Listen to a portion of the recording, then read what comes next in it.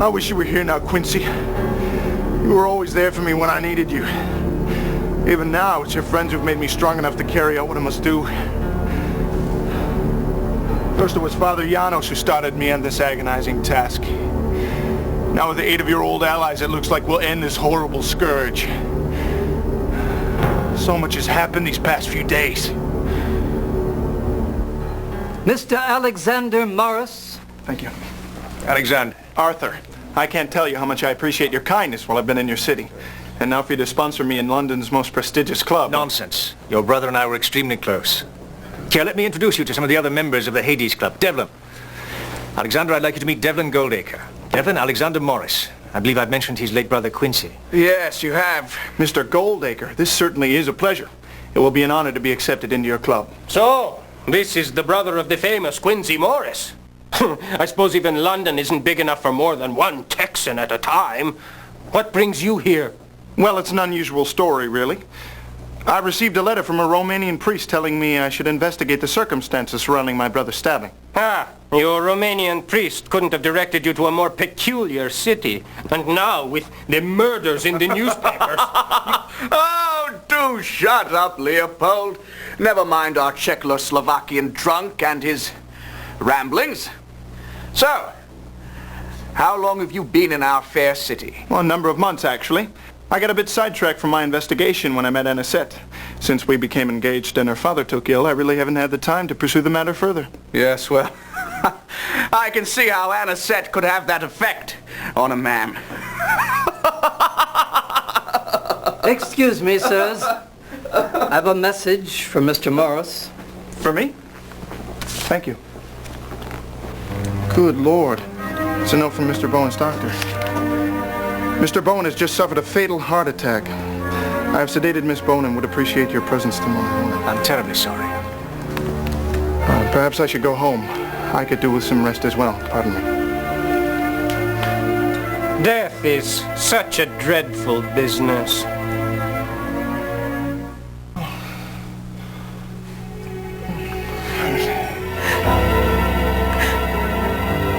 Anisette?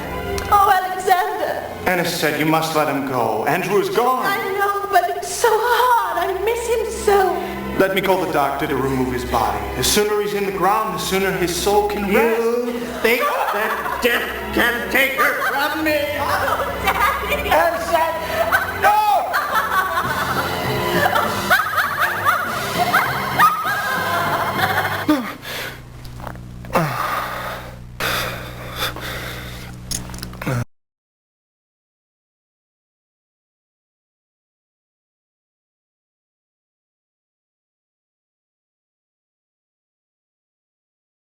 I am finally in London and have decided to keep a diary to help me in my search. A record of my travels should prove invaluable, since my only clues have come from Quincy's letters. Now I plan to seek out those with him when he died. It was not at all difficult to begin my investigations. One of Quincy's friends, Arthur Holmwood, is quite prominent in London society. I hope to meet the rest of Quincy's friends soon. Can the truth of my brother's death be far away? While it has been quite a while since I've last written, there is a good reason for this neglect, however. The most beautiful woman in the world. I met Anisette Bowen one night at the theater, and my thoughts have since been of nothing but her. What an amazingly beautiful night. Never has the sky been as clear nor the stars as crisp. I have asked Anisette to marry me, and she has accepted, if only Andrew, her father, hadn't come down with a strange malady. From joining the Hades Club to hearing about Andrew's death, I do not believe I've ever had a more eventful evening, nor do I ever hope to again. And on top of everything else, a most disturbing dream.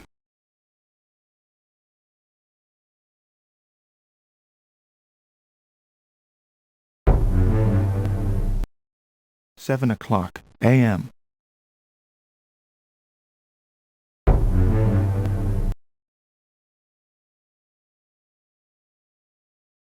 It seems it will take 5 minutes to travel within Notting Hill.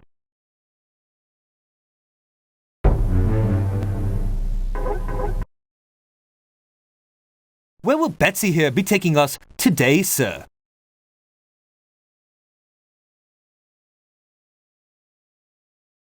I'd like to go to 10 Campden Hill, Notting Hill, please.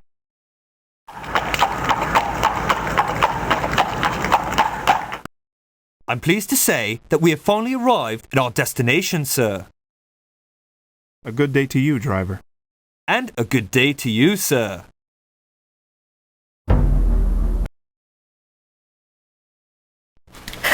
Alexander, I'm so glad you're here. Shh, it's all right. Where's the doctor? He's gone. He said it was a heart attack brought on by shock. Shock? An open window in this weather? Shall have to talk with Miss Culpepper. Oh, Alexander, I'm so tired. Why do things have to go away? Why can't all the things we love stay forever?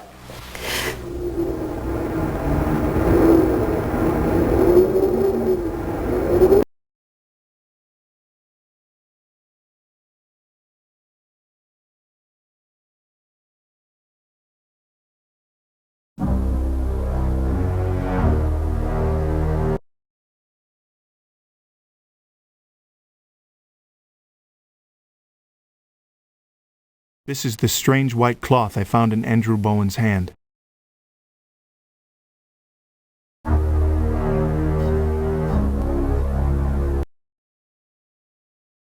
And where can I take you today, sir?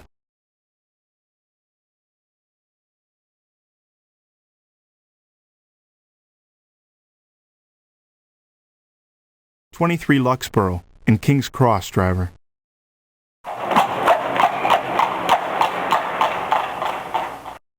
You better bundle your coat, sir. We're here. Thank you, driver. Good day, sir.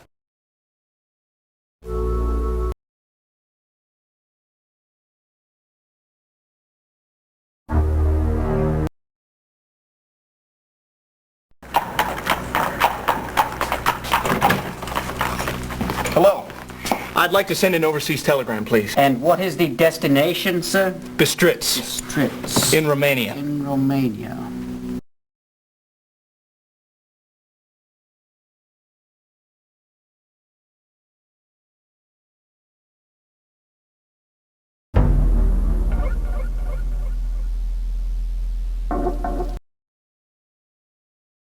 We're off, sir, as soon as you tell me where you'd like to go.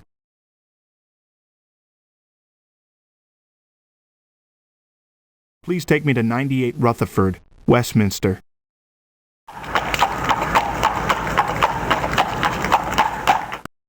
I'm happy to say that we have finally arrived. Thank you, driver. And a good day to you, sir.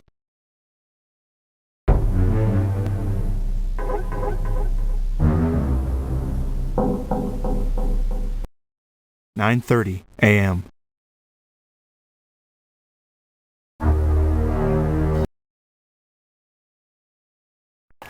That paper's not for a weak order today, those who loses their heads easily. Right, messy it is. That fella with his head cut off and all, his blood gone. Ugh. I needs a drink. Instead of Saucy Jack when this day's over. Saucy Jack? Haven't you heard of it, Gov? The best pub in the Strand. Me mouth is watering already for a mug of Rebecca's ale.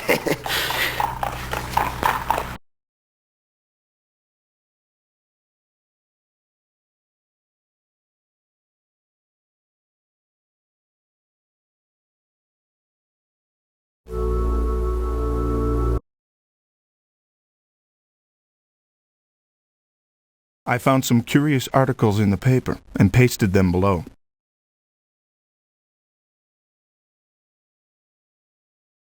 Gruesome murder in West End. Murder most foul was committed in the West End last evening. The body of George O'Keefe, 47, was found at 7:30 a.m. near a tavern of dubious repute. Reports indicate the victim was lured into an alley, beaten and decapitated. The victim's head was left near the body. Oddly, no blood was found at the scene, suggesting the crime was committed elsewhere. The deed is attributed to a series of bizarre murders plaguing the city. Mr. O'Keefe was coachman to Lord Godalming and has no survivors.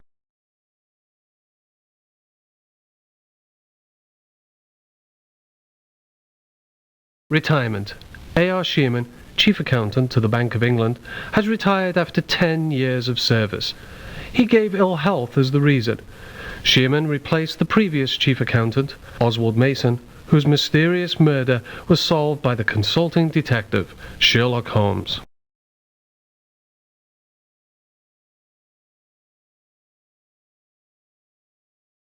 Mysterious livestock deaths. Farmers in Euston have complained to the local constabulary about the mysterious deaths of sheep and cattle. The animal corpses have been found lying in their fields, drained of blood. Closer examinations have revealed puncture wounds near the jugular veins of the poor creatures.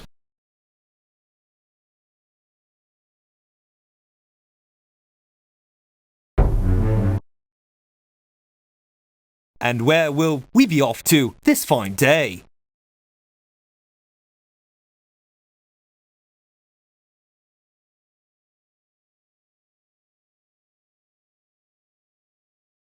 I'd like to go to 19 St. Augustine's, Westminster.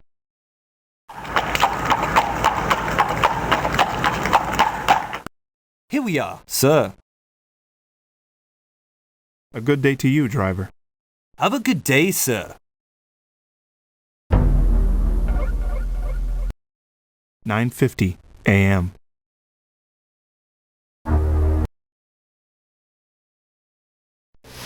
Arthur is busy just now. I'm sure he'll be with you in a moment. Yes, he was my carriage driver. I had sent him to deliver this package and was beginning to wonder about his late return. Well, where was this package bound, sir? To the residence of Mr. Jonathan Harker. Let's 56, Rochester, Marble Arch. It was a gift for his son, young Quincy. Well, thank you so much, sir. Well, I suppose this belongs to you, then. We found it by the body. Decapitation is a most horrible crime. Strange. There's no accounting for the blood loss.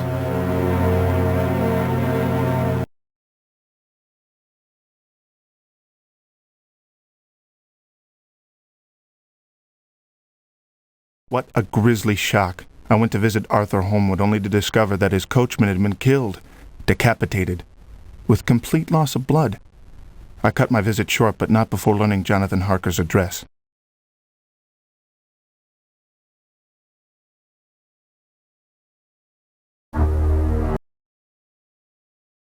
And where can I take you today, sir?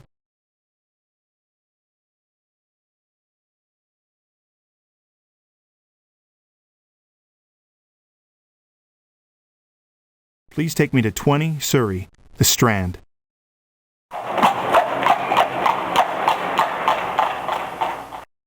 I'm happy to say that we have finally arrived. Thank you, driver. Right. Have a good day, sir. 10:25 a.m.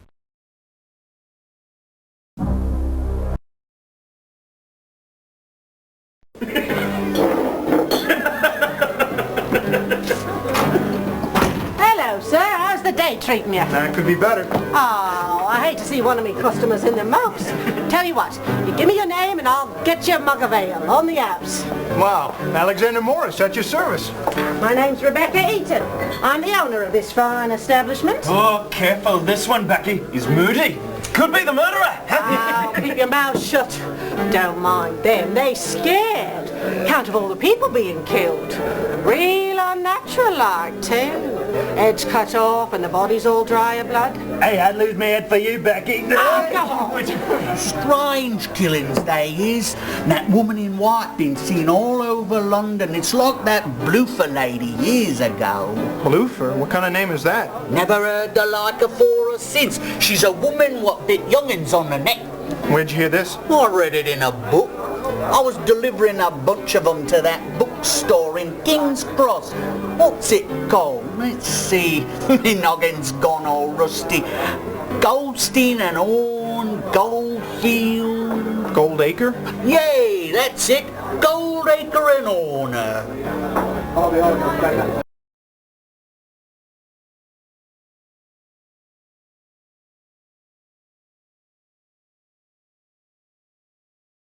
I found my way to the Saucy Jack, a pub full of local gossips. The regulars were eager for an audience, and I was told of the grisly murders and the eerie bloofer lady.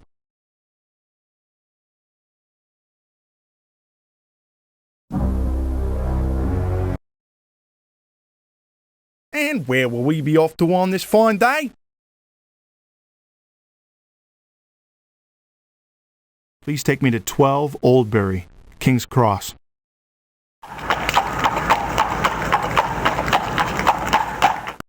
Here we are, sir. Thank you, driver. Right, have a good day, sir. 11:45 a.m.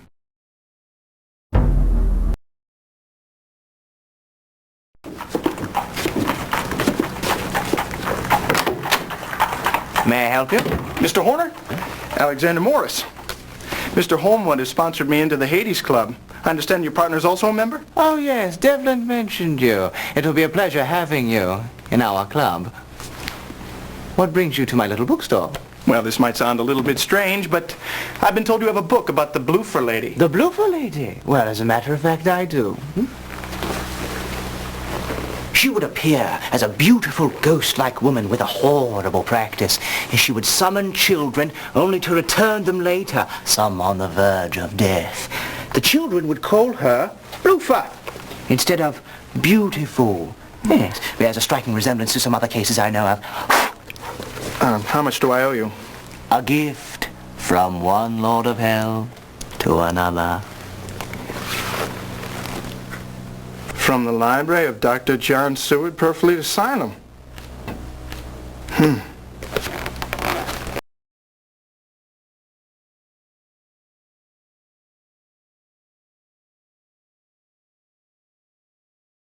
Well, I do believe I've found the most curious bookstore in London. I've never seen such an odd collection of books. Horner certainly seems to know his business when it comes to ghastly legends.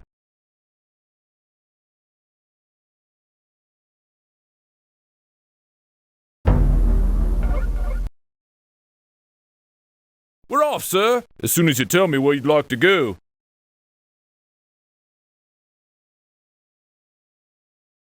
"56 Rochester in Marble Arch, driver."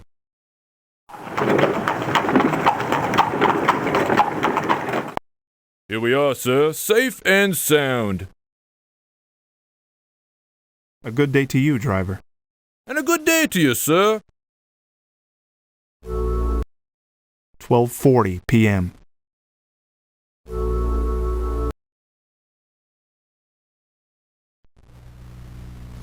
Those are beautiful flowers, Mrs. Harker. Oh, I thank you, Mr. Morris. Oh, I do love roses.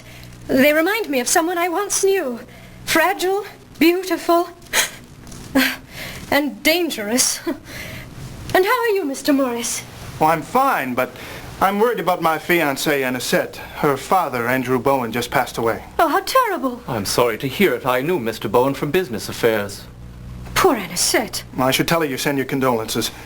But I'm afraid that's not all. The Holmwood's carriage man has been, well, murdered. He was on his way to deliver a present to little Quincy. He was found decapitated, his body drained of blood. Mina, have you looked in on Quincy? Not for a while, no. Perhaps you should. All right. I'm sorry, Mr. Morris, but I have some pressing matters which I must attend to. But I wanted to talk to you about... If you wish to talk business, then come to my office.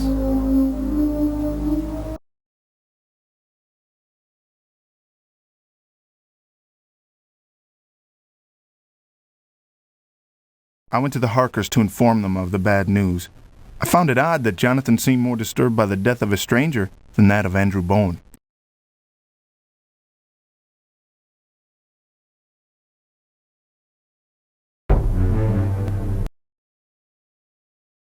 Where will Betsy here be taking us today, sir?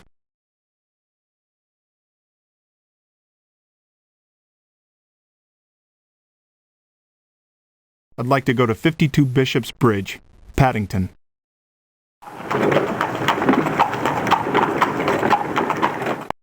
Better bundle your coat, sir. We're here.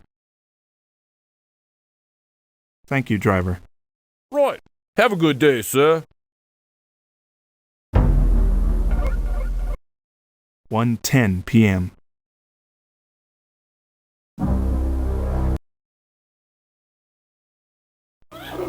What do you want? Alexander Morris to see Dr. Seward. The doctor's busy. The loonies is acting up. Now go away! Grab him! Here, take this. You may need it. I'll see if the doctor gets your card. Here.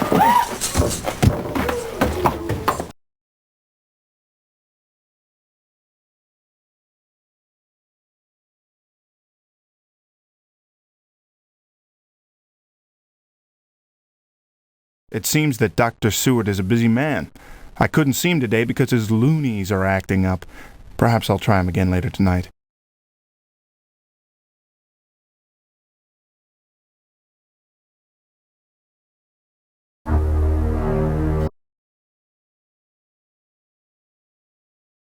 This blackjack seems to be quite a deterrent against lunatics.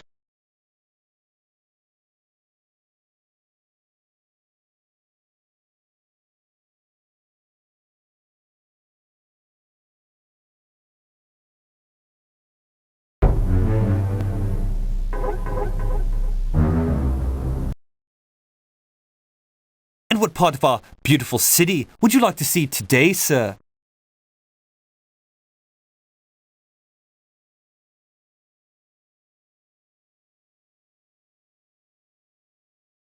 Please take me to 21 Scarsdale Villa, Kensington.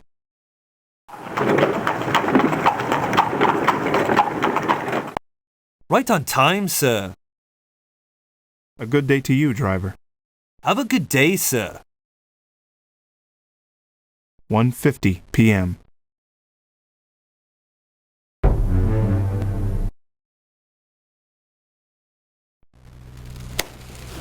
Morris, isn't it? Mr. Goldacre. Indulge my curiosity. Why has Arthur sponsored you into our distinguished club? What in the world makes you think you belong? A gift, really, because of his friendship with my brother. Do you know how old this club is? Now, Arthur tells me that it dates to the turn of the century. He's wrong.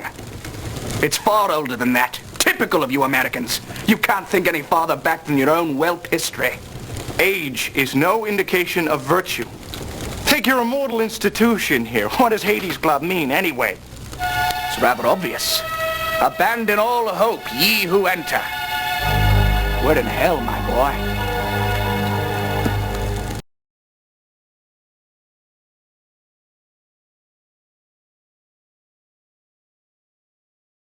I was amazed to discover what a rude bore Devlin Goldacre really is. He's quite unhappy with my membership in his club, and told me so in no uncertain terms.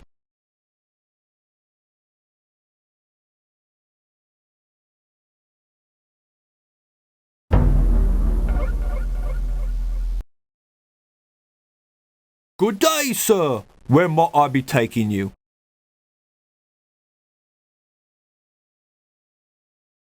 I'd like to go to 19 St. Augustine's, Westminster.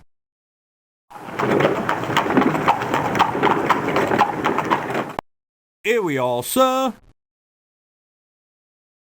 Good day, driver. Right. Have a good day, sir.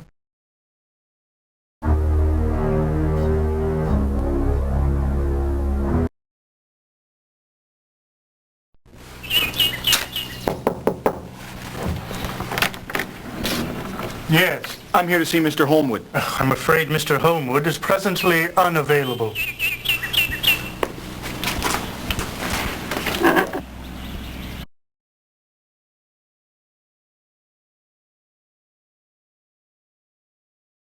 (2:55 p.m.)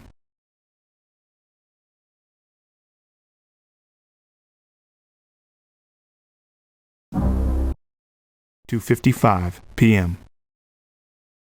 3:10.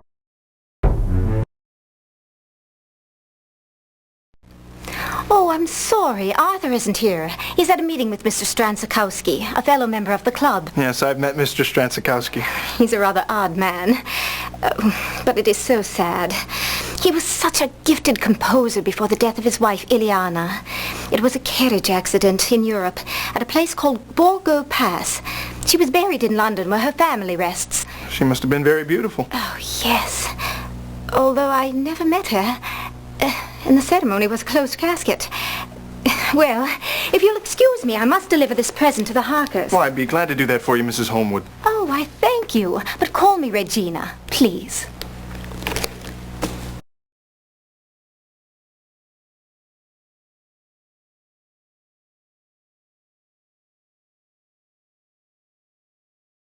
I had a strange conversation with Regina Holmwood today.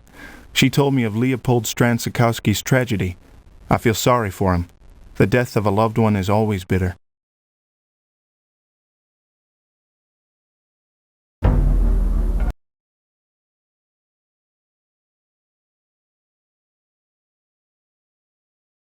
This gift was meant to be delivered to little Quincy Harker.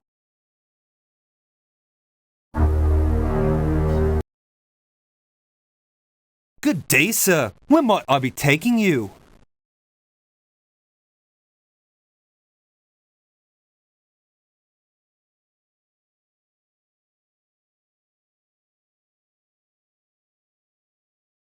Please take me to 45 Fenchurch, St. Paul's.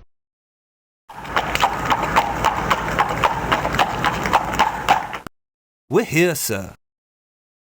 Good day, driver. Good day, sir. 4:20 p.m. Regarding our previous agreement, Mr. Morris, how can I help you? I'm delivering this for the Holmwoods. It was the gift that coachman was taking to Quincy before he... Yes, well, thank you very much. I've come on personal business as well. I feel a bit foolish, really. I don't know where to begin. So many strange things that have happened, and, well, I have so many questions concerning... Yes, well, I appreciate that you think I can help, Mr. Morris, but this is my business office, and I'm quite busy. I see. I'm sorry to have disturbed you. Wait. Mr. Morris, please, I don't wish to appear careless. Here. Take this. A friend of mine gave this to Mina during troubled times. She would like Anisette to have it to comfort her. Thank you, Mr. Harker.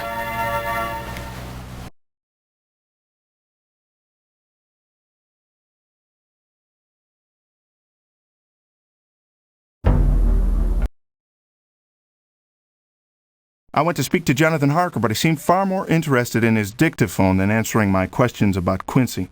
I believe he's avoiding the topic, but he was kind enough to give me a gift for Anisette.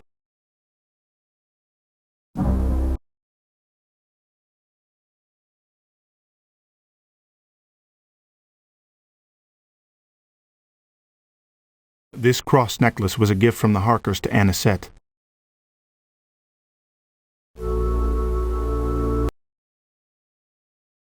Good day, sir. Where might I be taking you?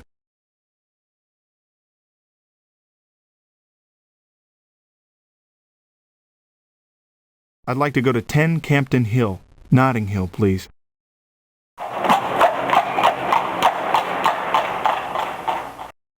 I'm pleased to say that we've arrived at our destination, sir. A good day to you, driver. Right, have a good day, sir. 5:35 p.m.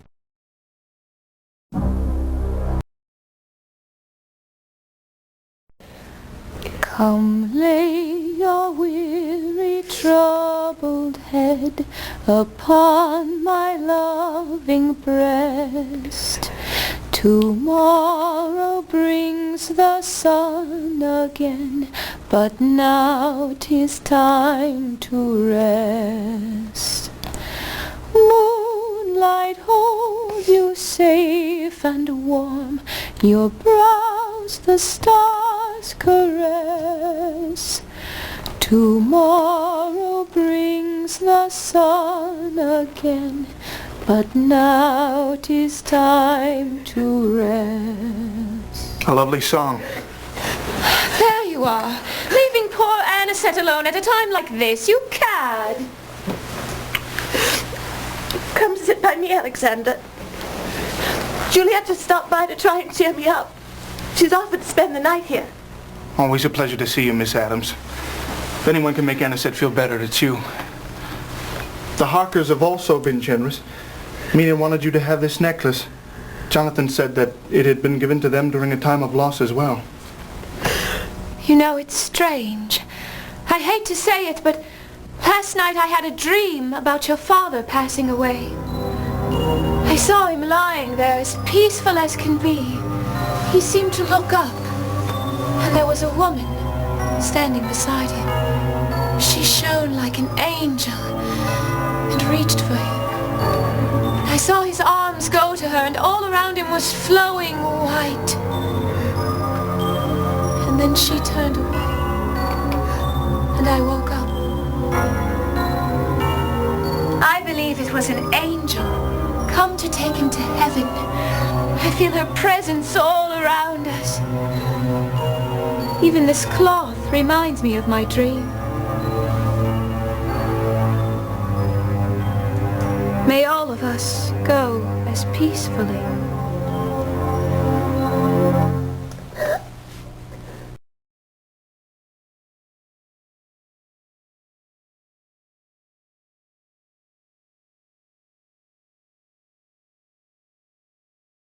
I'm so glad Juliet came to visit. Her very presence always seems to hearten Anisette. I just hope Anisette doesn't start having dreams like Juliet. Hopefully the Harker's necklace will make her feel somewhat better.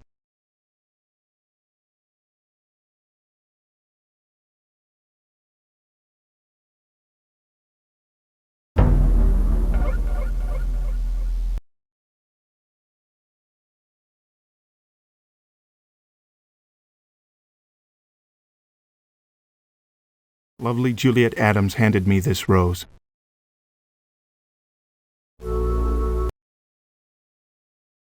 Good evening, sir. Where can old Nellie take you tonight?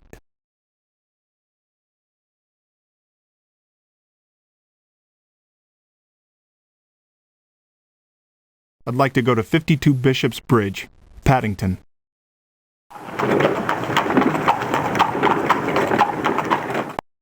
I'm happy to say that we have finally arrived. Good day, driver. Good evening to you, sir. 7:55 p.m.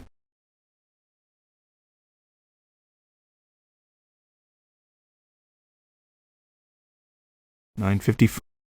10:10.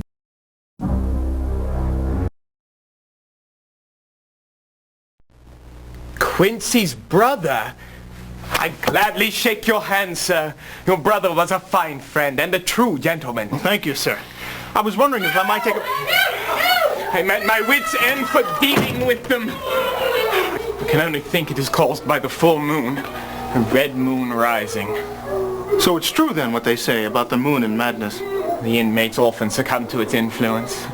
Farnsworth with his howling, Sherman drooling like a mad dog, and Renfield with his paranoid fits and ridiculous demands. It's almost as bad as the last time that... Yes. You were saying? I'm sorry I've bored you like this. I always ramble on about my work when I'm tired. Why don't you come back tomorrow after breakfast?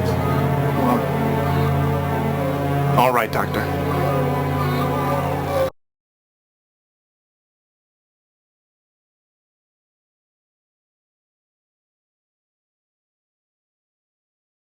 I went to the asylum and met Dr. John Seward.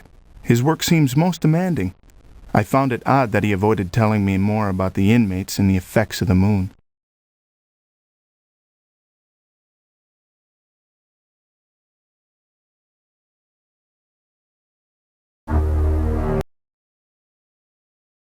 Good evening, sir. Where can old Nellie take you tonight?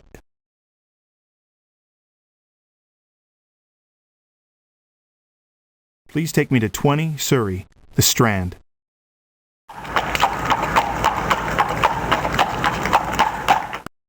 Better bundle your coat, sir. We're here.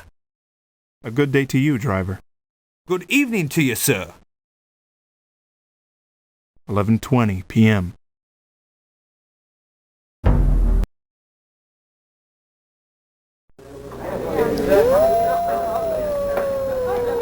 Good Lord, what was that? It was a wolf's howl, Governor. That's not a sound you want to be hearing around here. Last time I heard that, it meant death. The Demeter Wolf, they called it. Come off a ghost ship in a storm, sent by the devil himself. Only one still aboard was a captain, dead. The beast fled that damn ship first chance it got, running off to the devil knows where. None of us saw it again till it came after me mate's whales. I was watching from the woods, too far away to help. I seen it coming after him, snarling as loud as all the demons of hell. My knees gave out as I seen it leap at him. The merciful Lord blessed me, so I wouldn't remember what happened to him, but as I fell, I swear, that wolf reached for swales with 2 arms as human as yours or mine. Poor old soul. They never found the beast. Still out there somewhere, waiting for its next victim.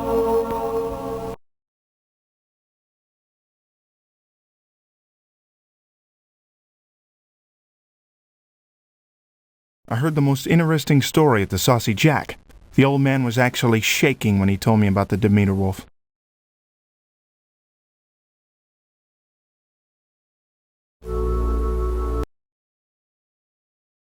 On where can I take you today, sir?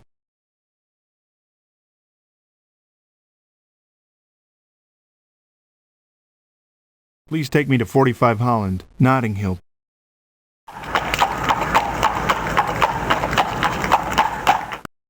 I'm happy to say that we have finally arrived. Thank you, driver. On a good day to you, sir. 1:15 a.m.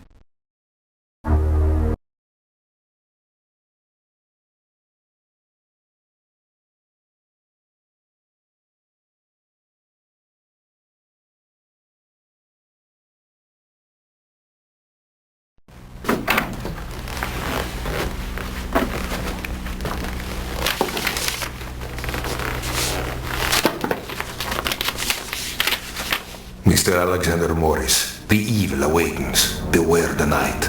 Nothing is safe. If you respect your dead brother's memory, send me your findings. Quincy's friends can verify my claims. Father Janusz Korczeni.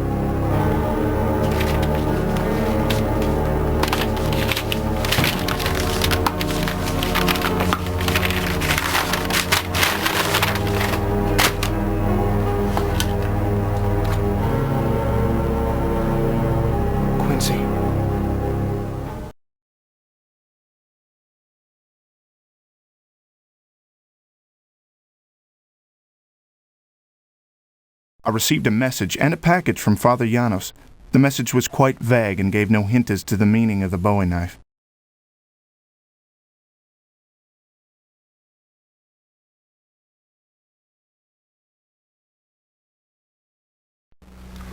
Oh.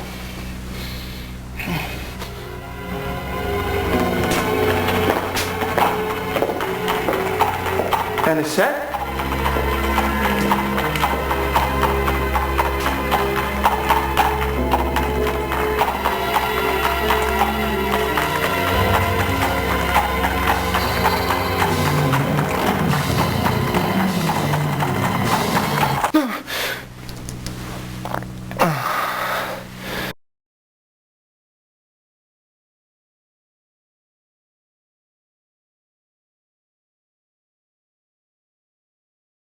Nightmares like the one I had last night have unfortunately become all too common as of late.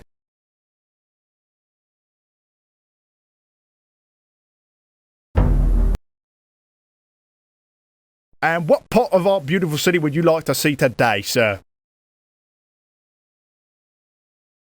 I'd like to go to 10 Campden Hill, Notting Hill, please.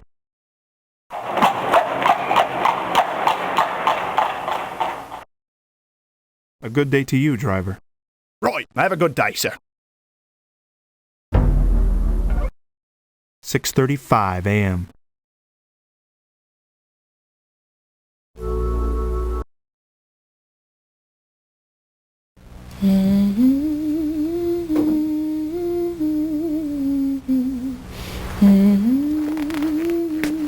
Oh, Alexander, I'm so happy you're here. Nana said, how are you? I'm fine. But I'm worried about Juliet. She's so pale and has said such strange things lately. She has even taken to sleepwalking. How are you, Juliet? I'm doing well. I had another dream, and now that you're here, I must tell it to you both. I saw Andrew again. Oh?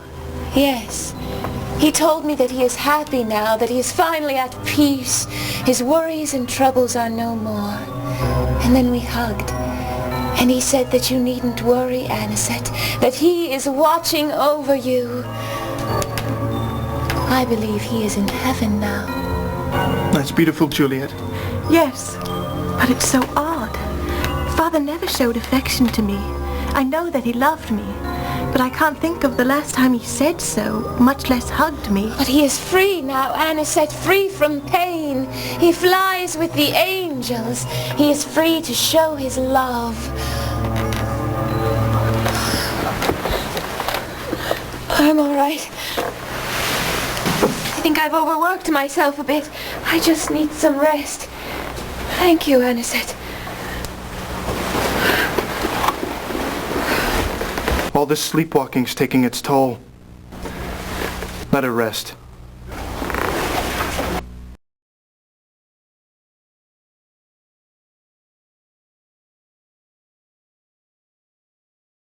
I'm concerned about Juliet. She's so pale and has taken to sleepwalking. What could be disturbing her? And these dreams, they seem odd and unnatural.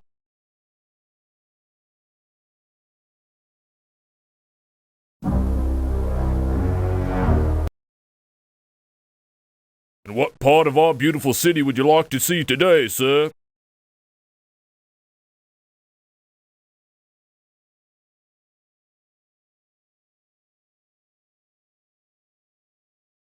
I'd like to go to 52 Bishop's Bridge, Paddington.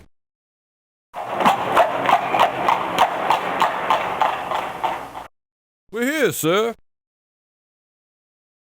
A good day to you, driver. Good day, sir. 8:55 a.m. 9:10.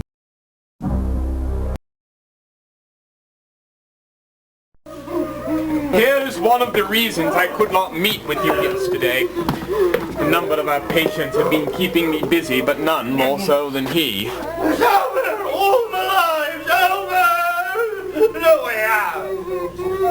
No! There's no way out! Good Lord, I believe he has actually gotten worse.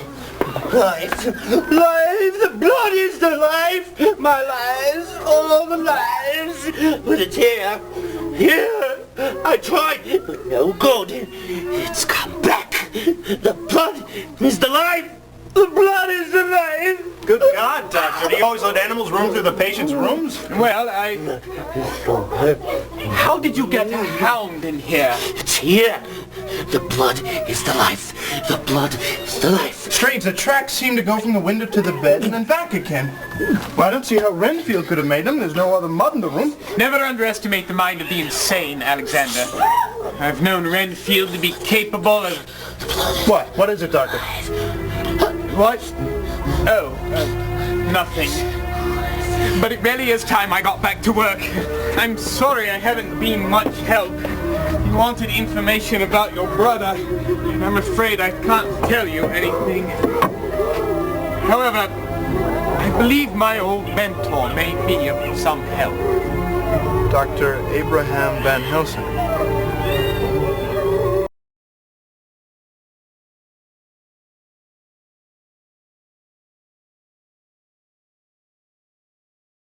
I don't envy Dr. Seward his position. Working with lunatics like Renfield is not a pleasant occupation. Whatever could that poor fellow mean? The blood is the life.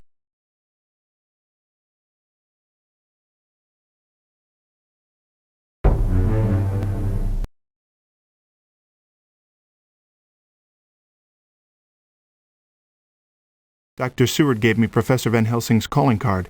He lives in Amsterdam, Holland.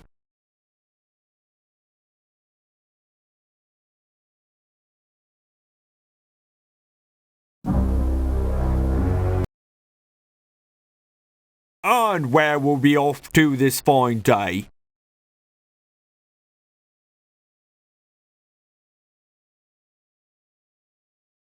23 Luxborough, in King's Cross, driver.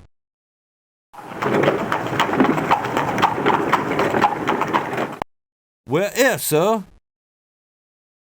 A good day to you, driver. Right. Have a good day, sir.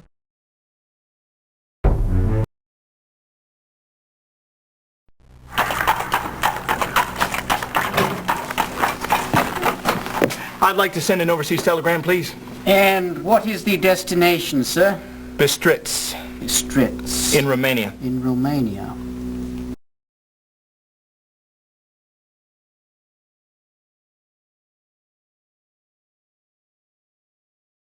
I sent a telegram to Father Janos. It reads, "Please send more information. Last message incomplete.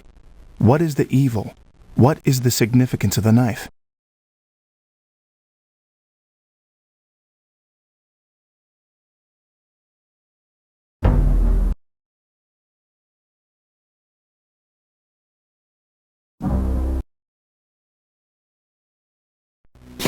Excuse me. Yes, sir. I'd like to send an overseas telegram. And what is the destination, sir? Amsterdam, Holland. Amsterdam, Holland.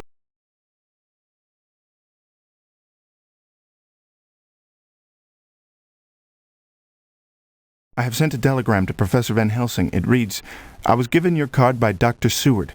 I have urgent need of your assistance. I am the brother of Quincy Morris. Please reply."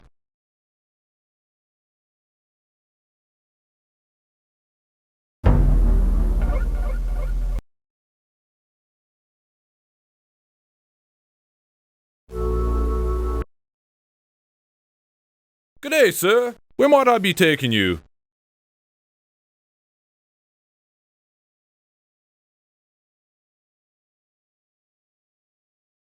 Please take me to 45 Fenchurch, St. Paul's.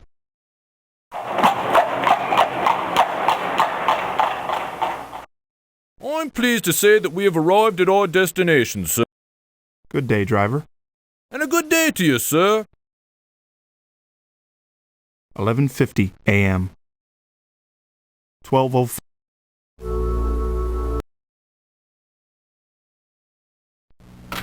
Thank you for seeing me, Mr. Harker. I'm sorry I disturbed you at your home yesterday. Yes, well, what's done is done. Sir, I was wondering what you know about my brother's stabbing. Really, there's nothing to tell. It was an unfortunate incident, nothing which concerns us now. Well, sir, maybe you never suffered such a loss. But my brother's death will concern me until this matter is settled. Young man, what happened, happened. You should be happy with your memories of him. Memories? For God's sake, man, this is all I have left of him! There has never been a greater tragedy. I didn't want to involve you. Whatever it is, I'm already involved. It's too late to stop what I've begun.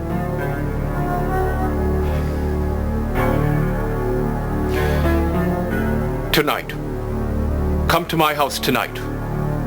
But leave me now.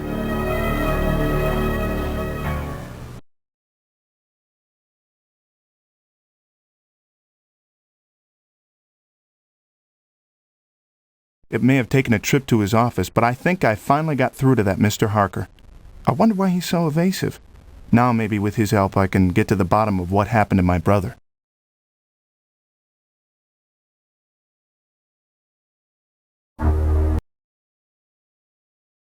We're off, sir. As soon as you tell me where you'd like to go.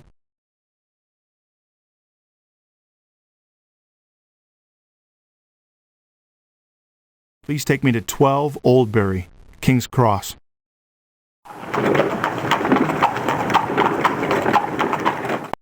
Here we are, sir. A good day to you, driver. And a good day to you, sir. 1:10 p.m.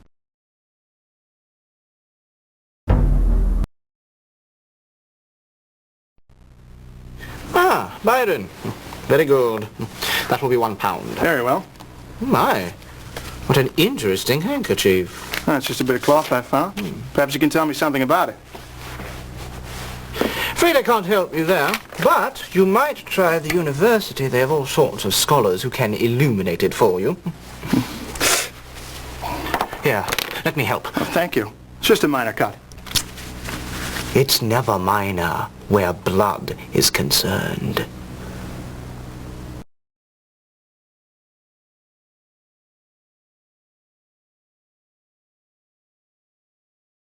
Horner could not help identify the cloth, but he recommended I try the university. I'm afraid I disturbed him when I cut my finger. The sight of blood must make him nervous.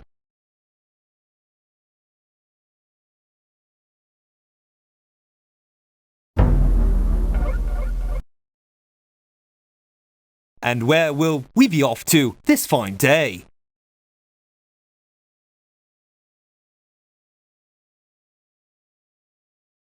Please take me to 98 Rutherford, Westminster. I'm happy to say that we have finally arrived. Thank you, driver. Have a good day, sir. 2:10 p.m.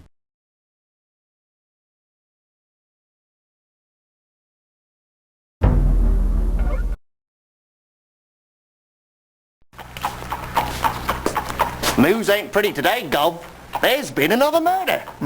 When will they catch the fiend? But this one's different. A lady was found. She still has her head, but not a drop of blood. Horrible. I bet the fella that's been doing this didn't have time to finish the job.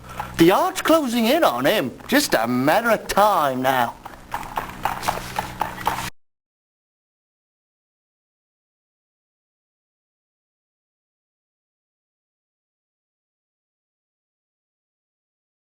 I purchased a paper and clipped out some rather interesting articles.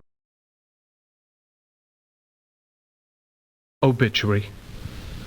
On the 28th December, after months of suffering, the Honourable Andrew Bowen, age 54 years, survived by loving daughter, Anisette Bowen, 19, to be interred 10 a.m. at St. Joseph's Cemetery, Paddington.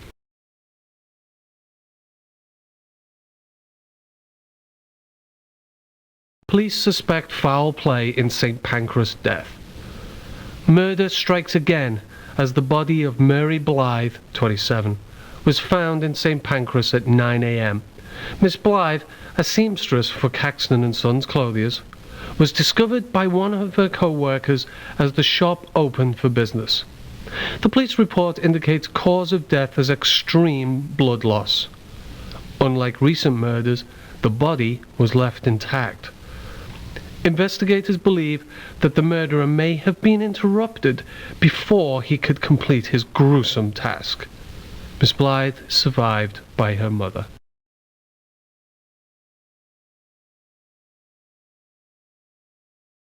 Entertainments. Lyceum Theatre. A 2-week run of William Shakespeare's A Midsummer Night's Dream will begin tonight at 9 p.m. It is performed by the Royal Shakespeare Company. Admission is £2.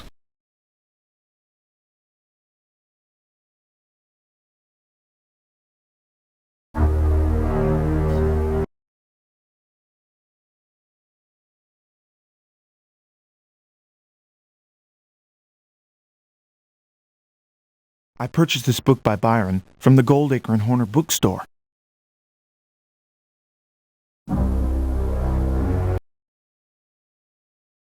Good day, sir. Where might I be taking you?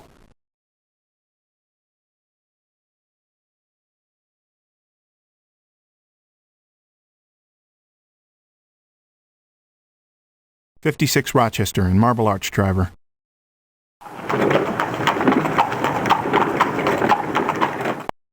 Right on time, sir.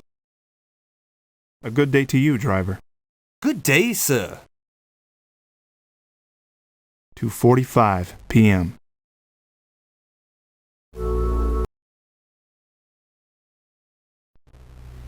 I'm sorry, but Jonathan is not here. Oh, well, perhaps later.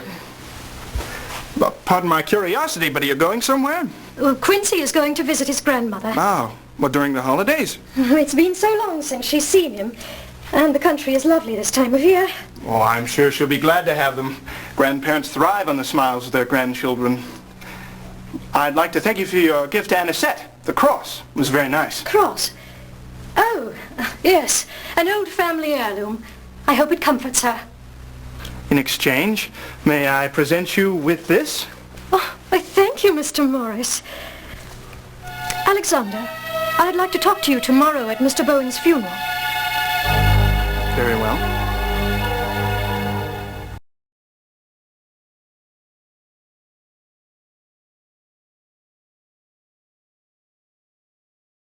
I spoke with Mina Harker today.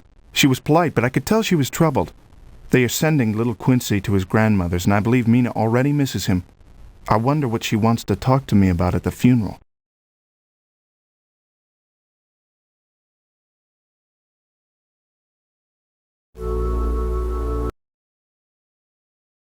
Good day, sir.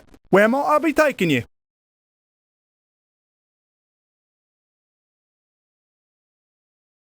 Please take me to 21 Scarsdale Villa, Kensington.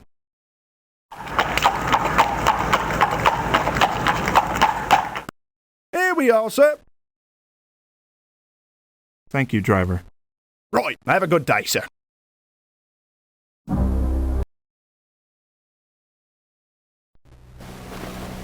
I'm curious. Are you the Goldacre of the Goldacre and Horner bookstore? Yes? Why does that interest you? Been doing some reading in the faint hopes of becoming cultured? Well, recently I've been to your store. That partner of yours is a rather odd fellow. Yes. Horner serves a purpose.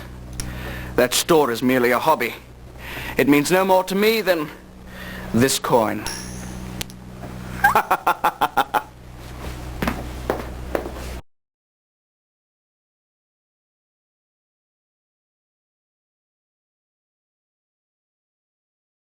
Goldacre declared himself to be the controlling partner of the Goldacre and Horner bookstore. He doesn't seem to have much respect for Alfred, I'm afraid.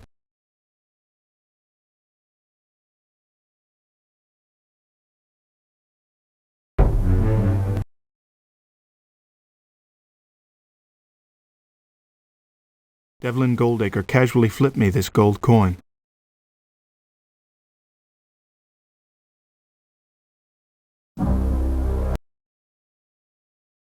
Where can I take you today, sir?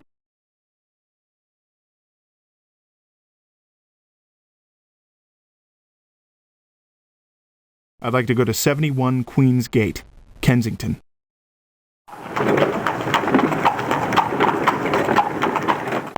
We're here, sir. Thank you, driver. And a good day to you, sir. 4:05 p.m.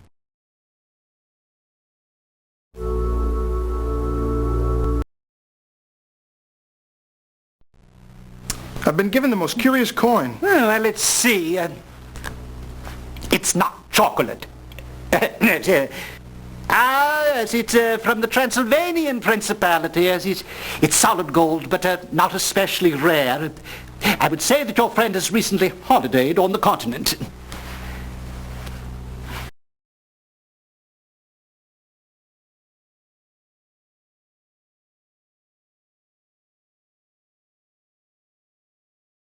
Briarcliff said that the gold coin Devlin gave me is from Transylvania. Intriguing.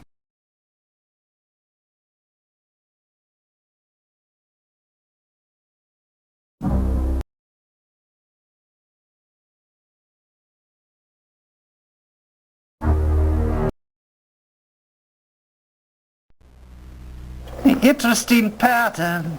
Yes.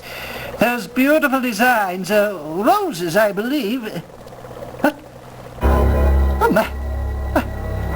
This cloth is over a century old. Where did you get this? I found it at my fiancé's house. Well, I simply must study it further. You must let me keep it and telegram you with the results of my research. You simply must. Certainly.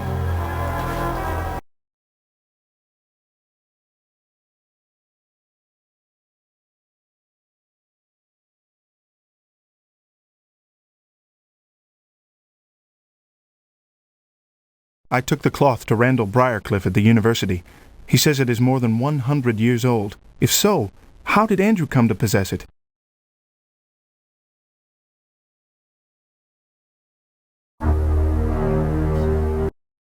"4:50 p.m. Good day, sir. Where might I be taking you?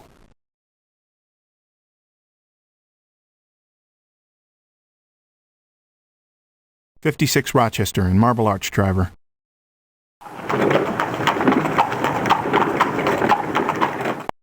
Right on time, sir. Thank you, driver. Good day, sir.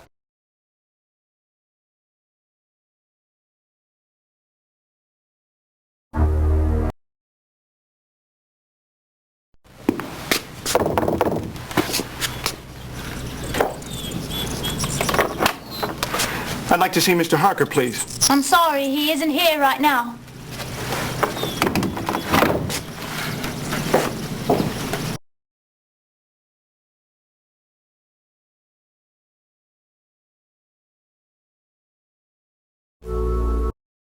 .10 p.m.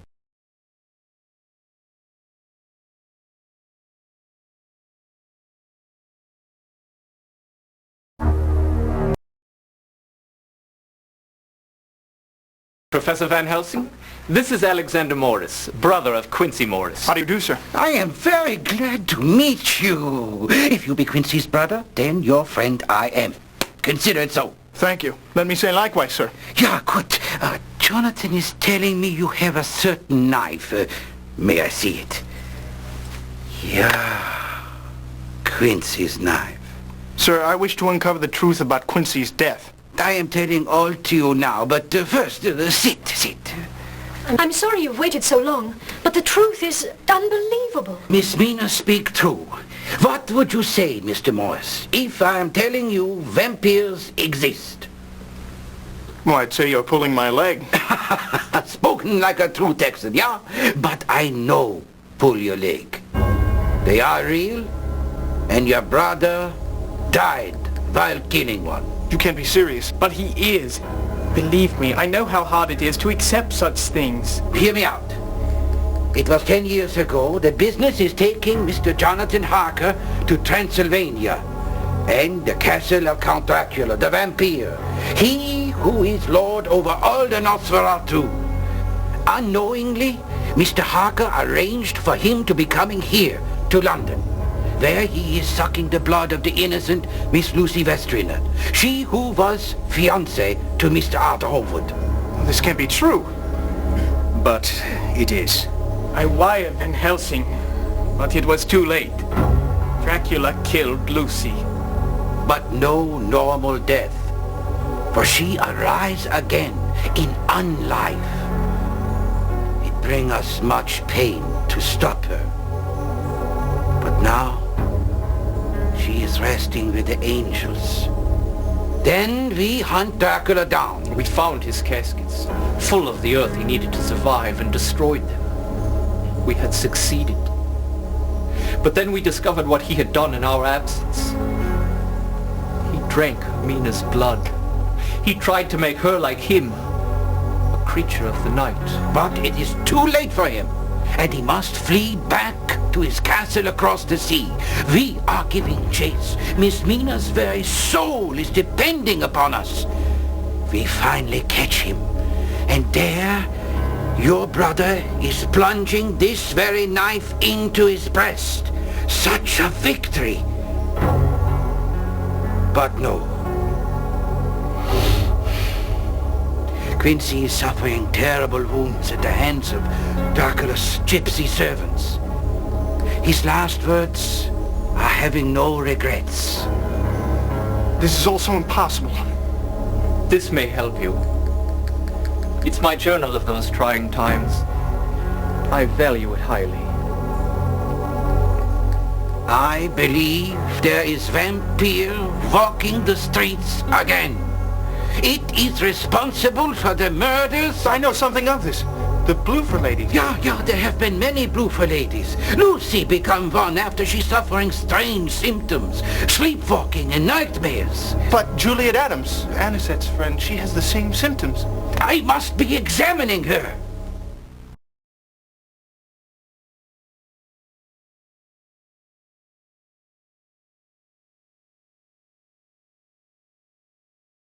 I finally met Professor Abraham Van Helsing. He told me the truth about Quincy's death, It's so strange, so macabre, but their earnest nature in Jonathan's journal convinced me. Can it be true when Van Helsing says there is a vampire stalking the streets, even now?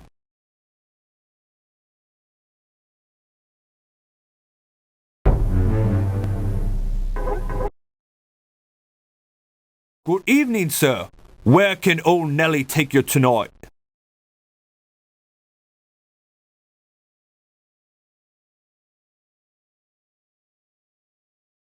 I'd like to go to 10 Campden Hill, Notting Hill, please.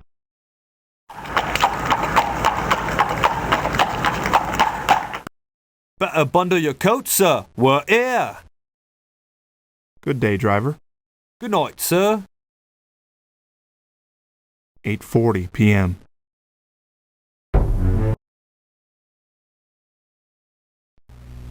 Anisette, I'd like you to meet Professor Van Helsing. Very lovely girl. You are having my deepest sympathy on your recent loss. You're very kind, sir. Please, when is the funeral? 10 o'clock in the morning at St. Joseph's Cemetery. I will be there. And this is Dr. John Seward. Pleased to meet you.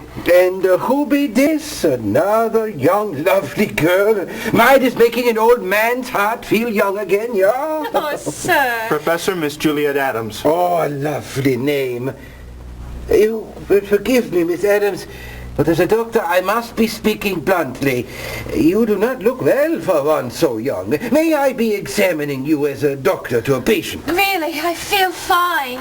Dr. Van Helsing is the top in his field. You can trust him. All right.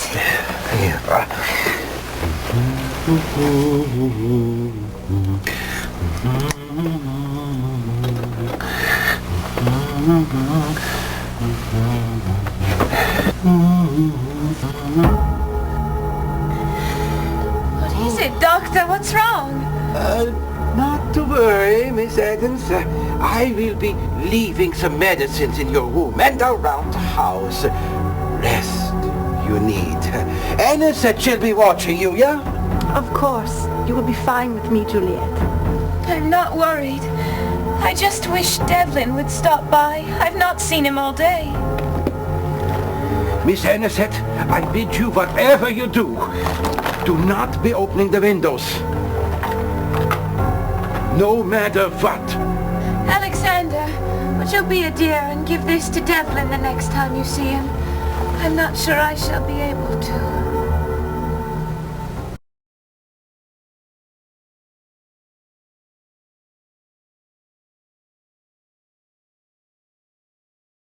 I'm very worried about Juliet. Dr. Van Helsing has discovered the bite of the vampire upon her and has left garlic in all the windows. This all seems so mad.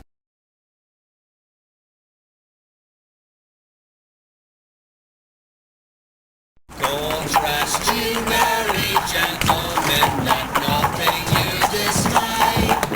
How bad is it, Professor? She is bit by the vampire, but not so bad as to die yet.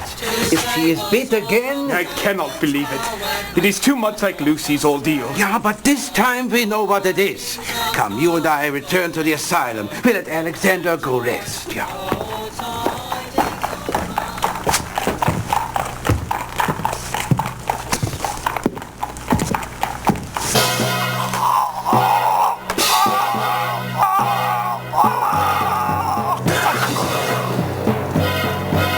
Professor, if you hadn't come... You're all right now, Mr. Morris. The creature has fled. I owe you my life, sir. I wonder, did you happen upon her by accident?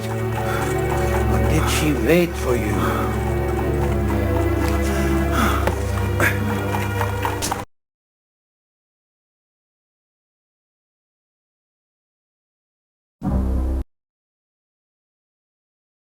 I was attacked by the Bloofer lady. If it were not for Professor Van Helsing, I would have suffered a horrible fate. I owe him my life. I now believe absolutely everything he has said.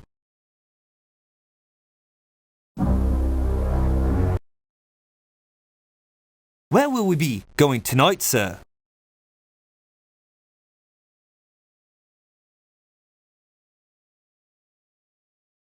Please take me to 21 Scarsdale Villa, Kensington.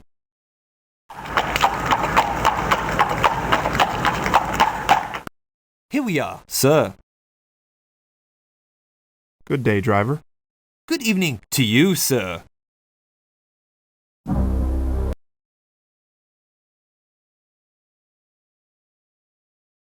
This is the note that Juliet asked me to give to Devlin if I see him.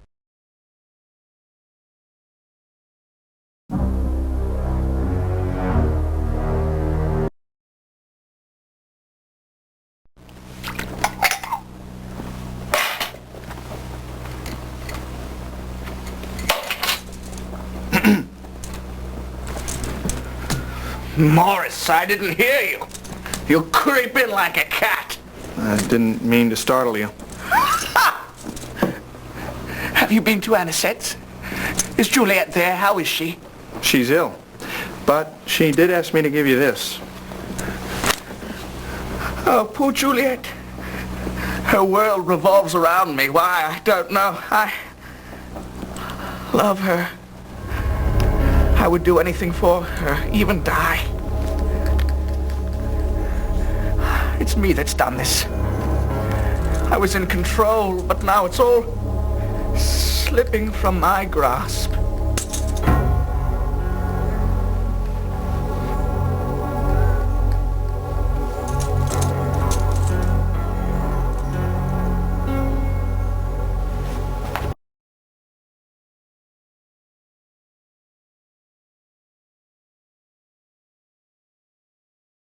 Devlin Goldacre was drunk when I saw him. It's obvious he loves Juliet, yet he doesn't visit her. He seems to be grappling with some mysterious problem. I took a ring of keys he dropped. I suspect I know what they open.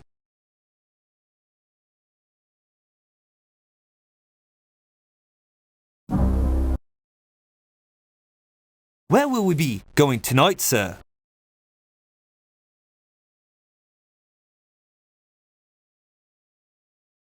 Please take me to 12 Oldbury, King's Cross. I'm happy to say that we have finally arrived. Thank you, driver. Good evening to you, sir.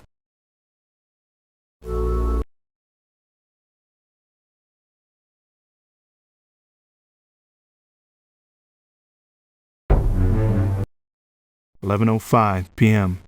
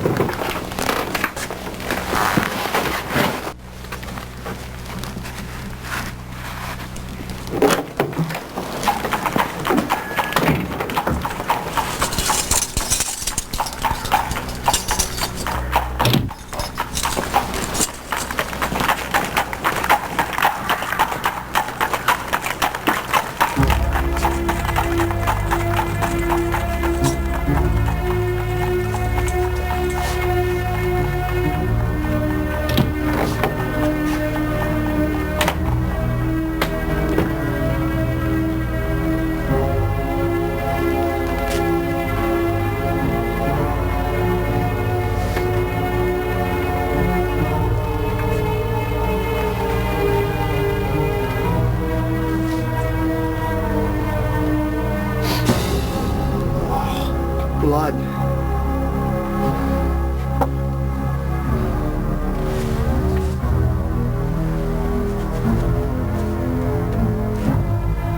Some kind of European language. What's this? Interesting.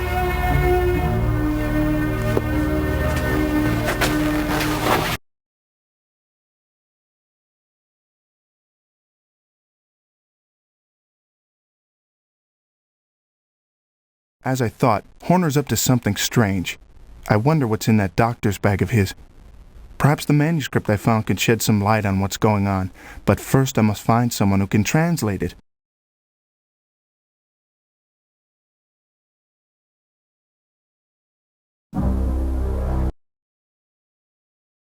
And where will we be going tonight, sir?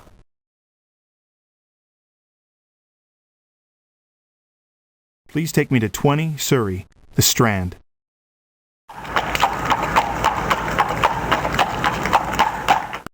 Here we are, sir. Good day, driver.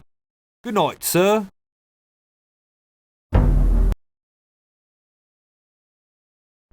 Oh, Bill went out into the night ahead and over bed. He saw a pretty woman in white dress as the day she wed. She was really quite a fright and Bill began to dread. She gave him such an ugly bite, he bled and bled and bled and bled and bled and bled. Oh, Bill put up a royal fight to cut off his bloomin' head. It's a rather tasteless song. Oh, don't be too harsh on them. They's frightened.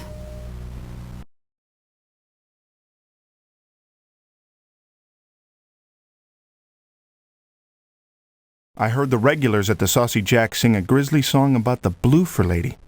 They may have been laughing, but their fear was apparent.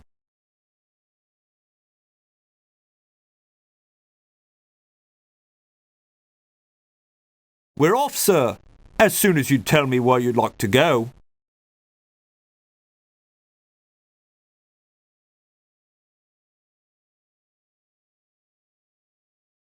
Please take me to 45 Holland, Notting Hill.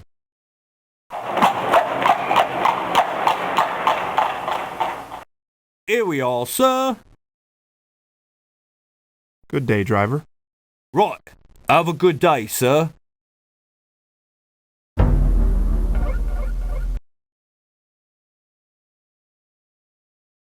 "1:50 a.m.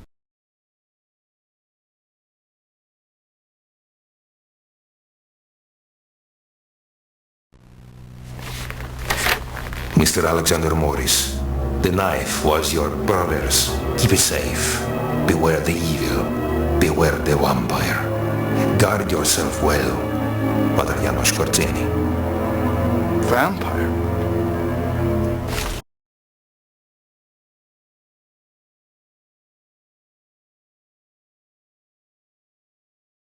Father Janos confirmed my suspicions today. The knife was Quincy's.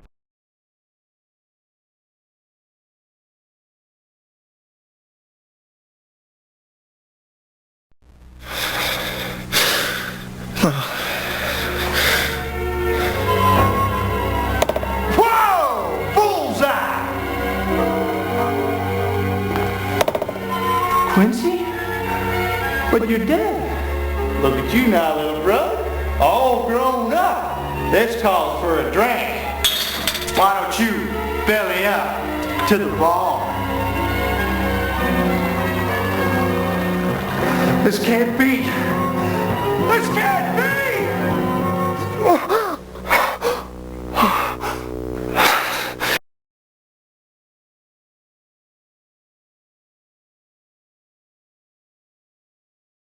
The circumstances of Quincy's death plagues me throughout the day and haunts me at night.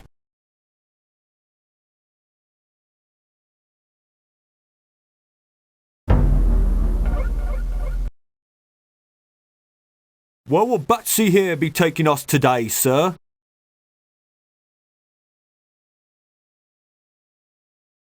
I'd like to go to 10 Campden Hill, Notting Hill, please.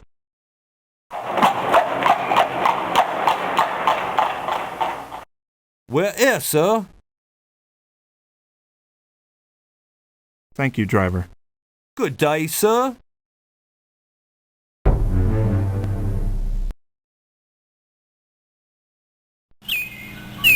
Hello, Alexander. Would you like some breakfast? No, thank you. How are you feeling today, Juliet? Tired. So very tired. What have you done with the garlic? Dr. Van Helsing has put it up for Juliet's health. Oh, that's my doing. Juliet could barely breathe for that awful odor. I finally threw them out and opened a window for her. I'm sorry, my dear friend, but I don't think I shall be strong enough to see your father off. I feel as though I've been running, just like in my dream. I feel so very weak. Oh, you silly goose. I wouldn't let you go to a dreary old funeral in your condition anyway. You stay right here and don't budge a muscle until we get back. I'll have Miss Culpepper stay here to keep you company. There's no need to do that. I'll stay with you while the others are away. Here. At least you can be with us in spirit.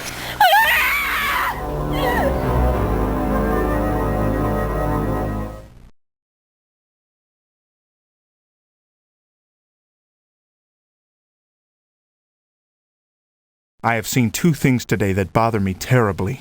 First, the absence of the garlic Van Helsing left, and second, Juliet's refusal of the cross necklace.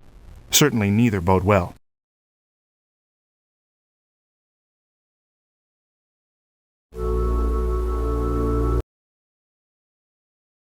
And what part of our beautiful city would you like to see today, sir?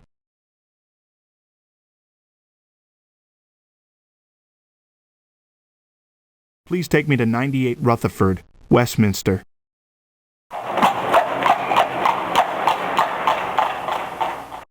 Here we are, sir. Thank you, driver. Good day, sir.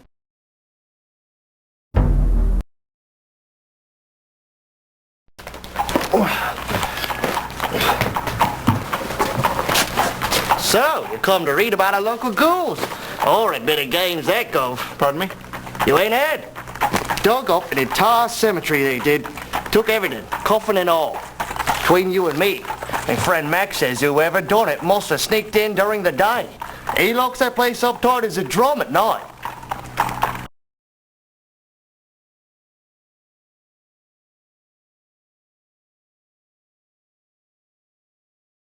After picking up a paper, I pasted articles of interest in my journal. Grave robbers plunder St. Joseph's. Grave robbers have struck the cemetery of St. Joseph's in Paddington, taking a few of the recently deceased, coffins and all. Henry Breedlove, groundskeeper of the cemetery, believed that the actions took place between the hours of 1 and 2 a.m. Breedlove commented, "I make my rounds and promptly close the gates at 8 p.m. It's impossible to enter the cemetery after that, but some scoundrel did. Anyone with information about this event should contact Scotland Yard immediately." Slasher victim found at dockyards. The slasher has struck again for the third time this week. The decapitated corpse of Earl Cranston, 63, was found in a barrel near the dockyards. He was bloodless like all the others. Scotland Yard has increased manpower on the case, hoping to capture the fiend. Mr. Cranston is survived by no one.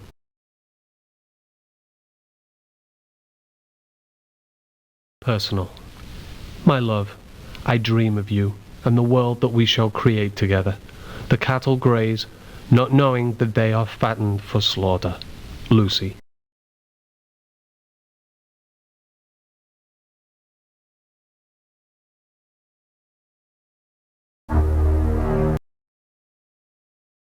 And what part of our beautiful city would you like to see today, sir?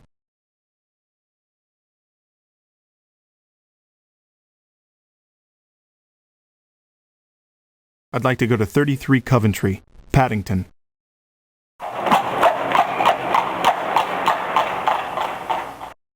Better bundle your coat, sir. We're here.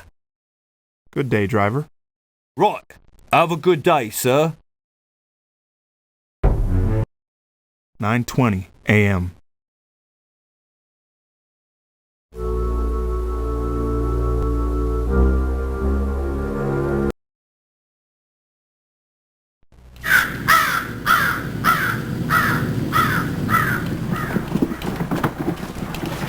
Are you looking for someone? I know where they're all buried. No, thank you.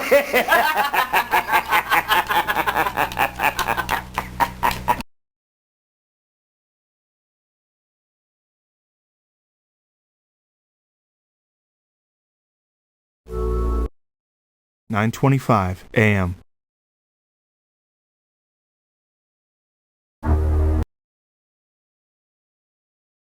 Ashes to ashes and dust to dust. I would like to end this sad event by announcing that there will now be a gathering of the friends of Andrew Bowen at the home of Arthur and Regina Holmwood, Lord and Lady Godalming.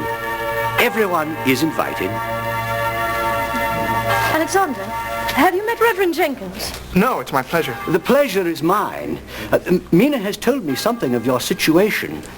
I believe I may be able to send her something tomorrow morn which could help you. Thank you. Alexander, the Holmwoods are about to leave. Oh, Lord and Lady Godalming, I must thank you for your kindness. Think nothing of it, my dear. Do you remember my old patient, Renfield? The bug eater. Yeah, very well. Well, recently... If ever there's anything I can do for you, please let me know. You're very kind.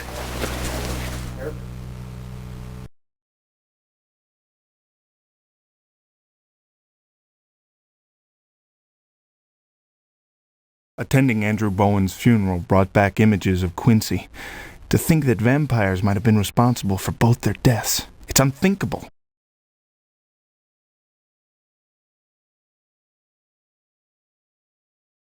And what part of our beautiful city would you like to see today, sir?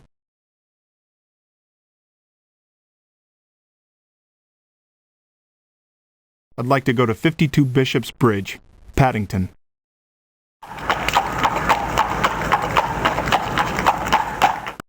Here we are, sir. A good day to you, driver. Right. Have a good day, sir.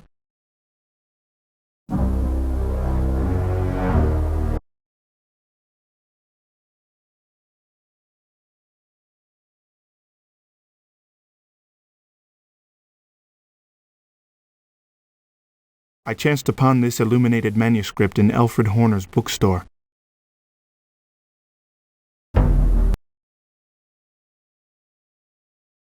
I'm glad you could join us, Alexander. Renfield has become even wilder than when you saw him. So, the esteemed doctor comes to learn from me. You're too late. Too late. Too late. The master has been reborn. Revived. Come, out with it. What do you mean? You know what I mean. You know what I mean. The master will have his revenge. You're too late. And then he will make me like him. Doctor! Too late. Too late. Too late. I guess now we're even. A life for a life. It does not matter. Nothing matter now.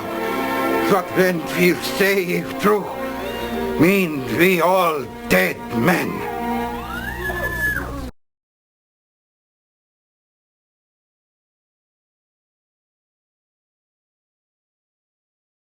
First vampires and now lunatics. That's the second time I had to stop a madman. I may have saved Dr. Van Helsing's life, but I'm afraid I can't wash away his pain and sorrow.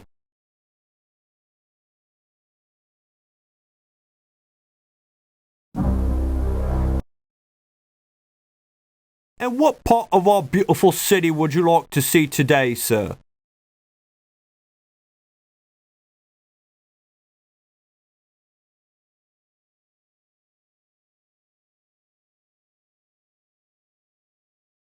I'd like to go to 19 St. Augustine's, Westminster.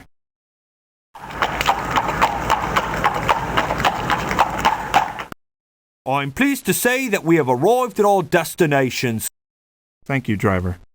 And a good day to you, sir. 12:40 p.m.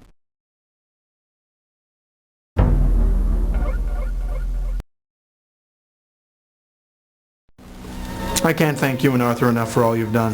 Think nothing of it. So, where is young Quincy? Oh, we've sent him off to be with his grandparents. Oh, I'm sorry to hear that.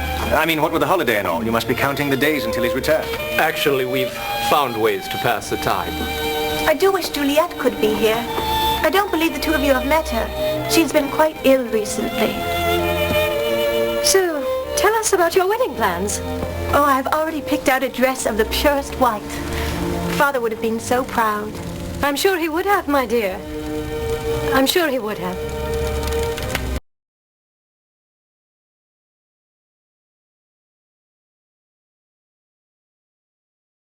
The gathering at the Holmwoods was pleasantly uneventful, and certainly a kind gesture from Arthur and Regina. They are true friends.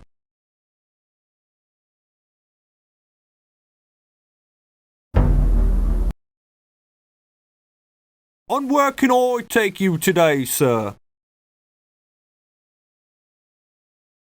Please take me to 45 Holland, Notting Hill.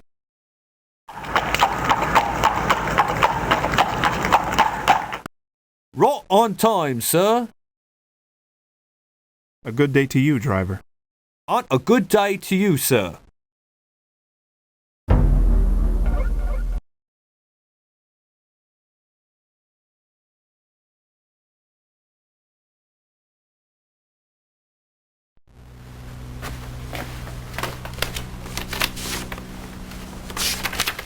Mr. Morris, I have examined the cloth you left me. It is close to 125 years old. I believe it is a burial cloth of a royal family. The Middle European weave supports this theory. The blood stain is recent. Randall Briarcliff. Middle European.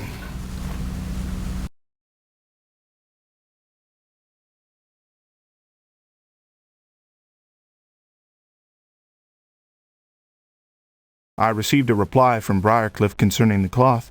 It is indeed over a century old and is of Middle European origin. I wonder if I know anyone knowledgeable about that area.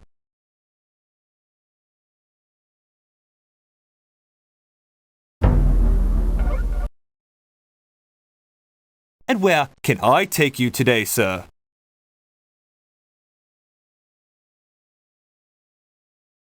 Please take me to 21 Scarsdale Villa, Kensington.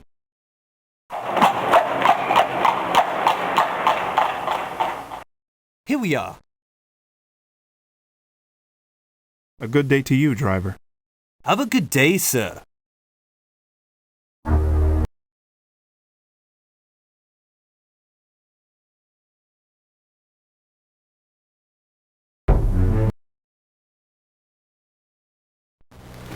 Mr. Stransikowski, I hope you'll pardon the intrusion, but I understand you hail from Czechoslovakia. Well, you see, I've come across the strangest fabric. I understand it's of Middle European origin. I was wondering if you... My wife! You stole this from my wife. I buried her in this dress. Damn you! You stole this from my wife! You stole this from her! They lied. I knew she still lived. They lied. I'm coming, Ileana!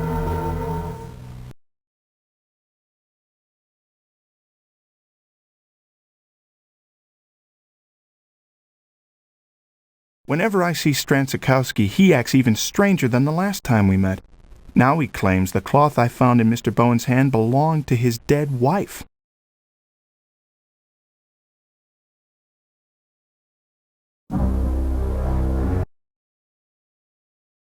We're off, sir, as soon as you can tell me where you'd like to go.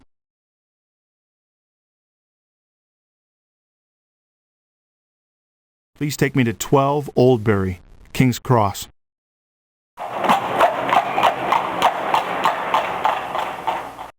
Here we are, sir. Safe and sound.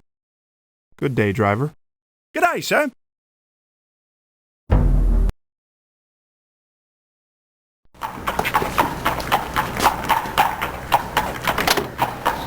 Excuse me. Do you have any books on vampires? What?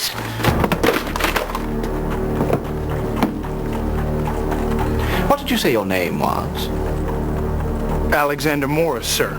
Well, Mr. Morris, I would advise you to leave such things which do not concern you well enough alone. Those who unearth such things often end up in the earth.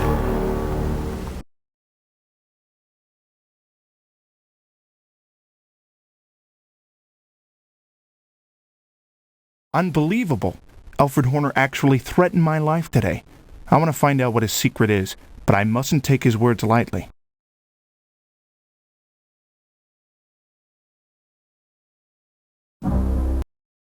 "4:35 p.m.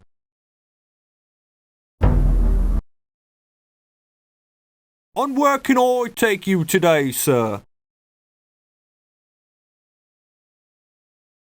Please take me to 20 Surrey, The Strand.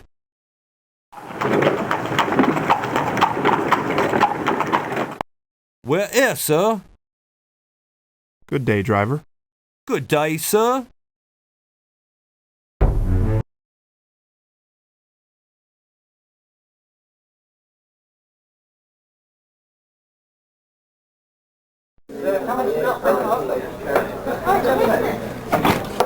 Professor, I didn't think to find you here. Ah, Mr. Morris, please sit. Let me tell you, when lunatic is trying to kill you, you drink too, yeah? Thank God Renfield did not succeed. Yeah, thanks be to God. And to you, Mr. Morris. But if what he is saying be true, then perhaps I wish otherwise. Tell me what's happening, Professor.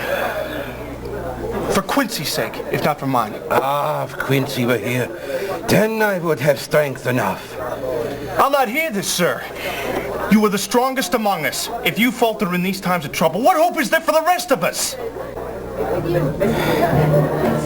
You are right. I must not give in. I tell you what is disturbing me so. In all my thoughts, my nightmares, never did I conceive of this. He has risen, Mr. Morris. Dracula. How can this be? As yet I do not know. We meet at Jonathan Harker's house tonight. We must be putting this fiend back into his grave forever. Wait a moment, Professor. I found this at a local bookstore.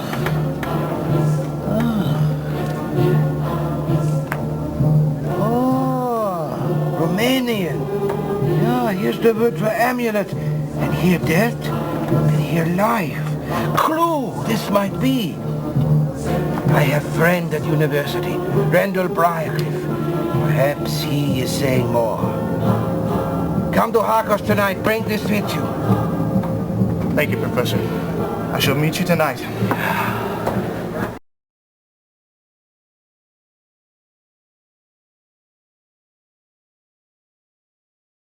I met Van Helsing at the pub. He told me Dracula is alive. Could it be? There's a meeting tonight at the Harkers I must not miss. He also recommended I give the manuscript to a professor at the university. It could be a clue to Dracula.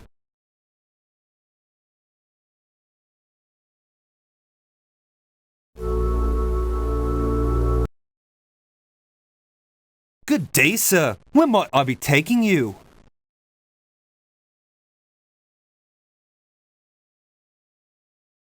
I'd like to go to 71 Queen's Gate, Kensington.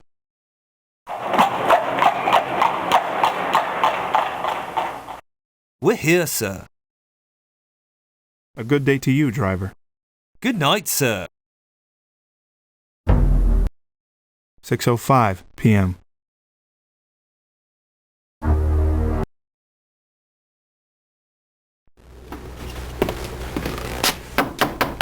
The stairs are down the hall. Go straight and you can't miss them. I'm sorry, I'm not looking for the way out. I'd hoped you could help me with this Romanian manuscript I found. What? Why didn't you say so? Here, have a seat. Authentic? I do believe it is, yes.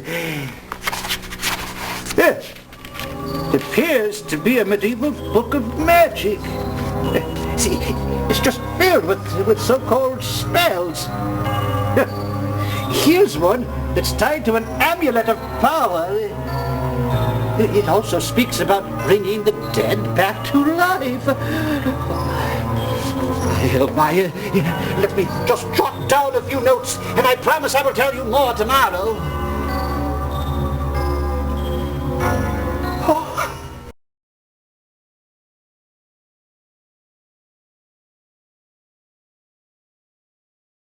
I don't know if Dr. Briarcliff belongs at the university or in an asylum.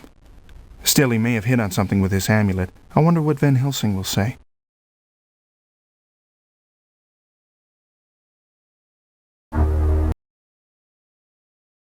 Good evening, sir. Where can old Nellie take you tonight?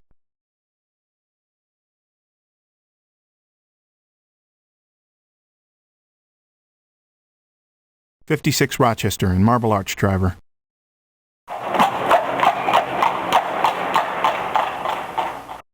We're here, sir. Good day, driver. Good night, sir.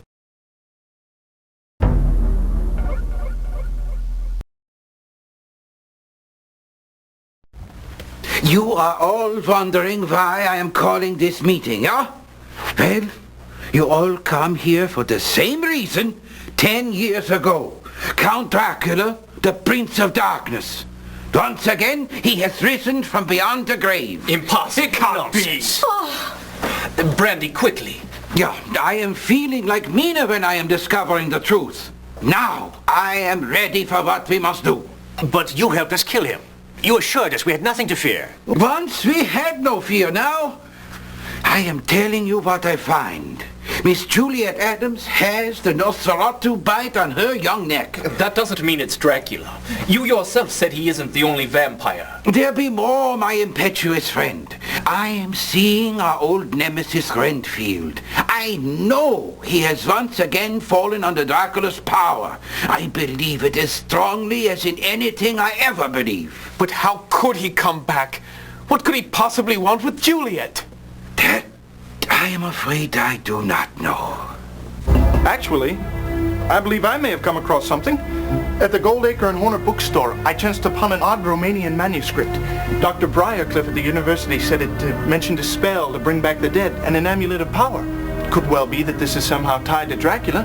After all, Juliet is Devlin Goldacre's fiancée. Yeah, all these things, they may well be connected. I must be thinking on this. To work we get. Jonathan, from your office we work. Mina, we spare you the invasion of your home. Alexander, you see to Miss Aniston. Help her to be watching Juliet. Let me know when our Dr. Briarcliff is telling you more. I'll check with some other solicitors and see if we can pinpoint the demon's havens. I'm going to check on Regina. I'll not lose another to that fiend. Yeah, that'd be a good idea, my friend.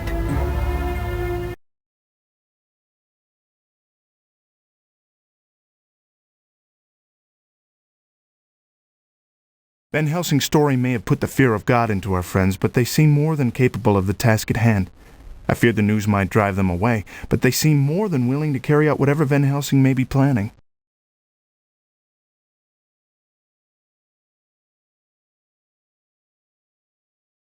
Well, gentlemen, we meet again on the morrow. Yes, that will be fine. Doctor, just how powerful is this Count? Oh, he can do many things. The powers of Storm and Beast are just a few.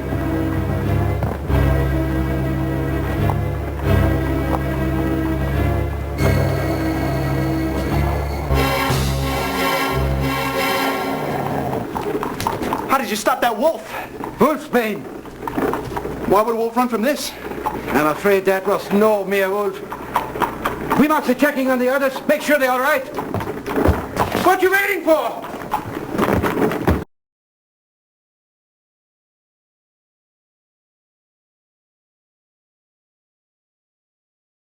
Well, gentlemen.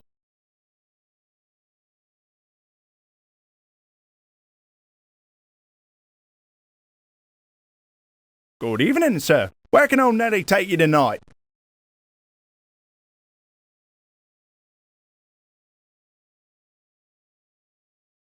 I'd like to go to 10 Campden Hill, Notting Hill, please.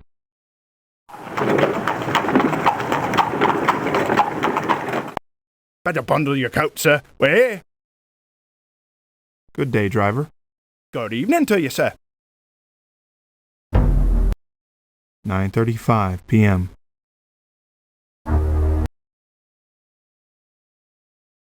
Once more I owe Dr. Van Helsing my life, for there can be no doubt that Dracula wants me dead.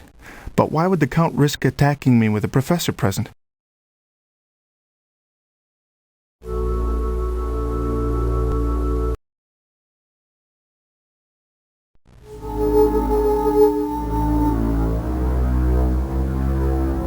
Both Anisette and Juliet have gone to sleep, blissfully unaware of the threat hovering over us. So that they may rest, I shall watch over them this night.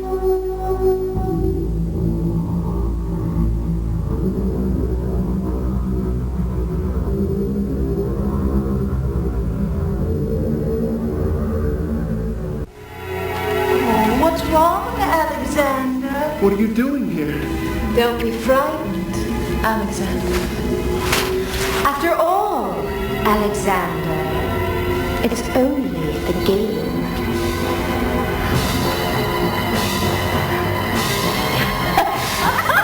What you doing asleep? We are the ladies. Oh, dear Lord, quick! We have no time to lose!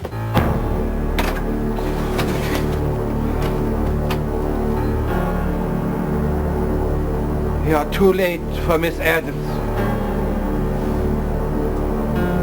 But we may yet save Anisette. Anisette? What happened? How did he get in? You leave now. You no good to us like this. Harker's office tomorrow morning. We give her fresh blood. But you leave. Search my bag in the front hall.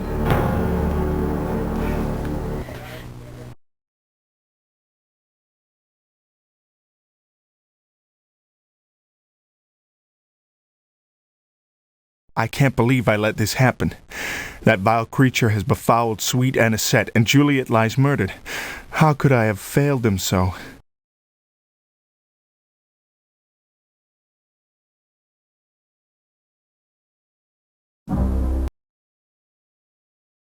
And where will we be off to this fine day?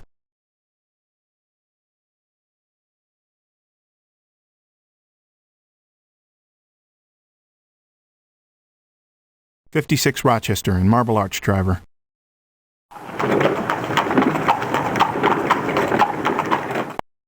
I'm pleased to say that we have arrived at our destination, sir. Thank you, driver. Right. Have a good day, sir.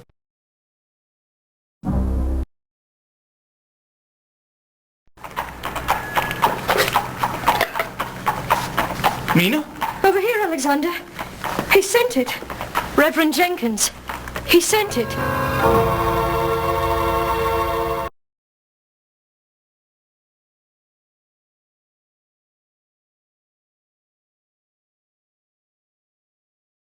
Mina had Reverend Jenkins consecrate a cross for me. It makes me feel safer somehow.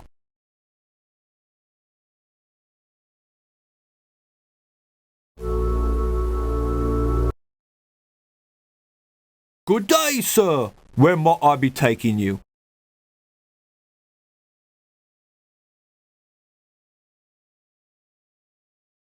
Please take me to 98 Rutherford, Westminster.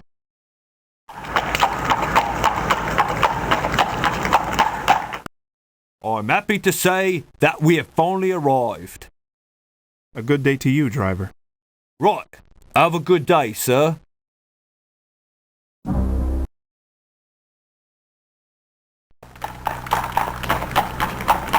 Morning, Gov.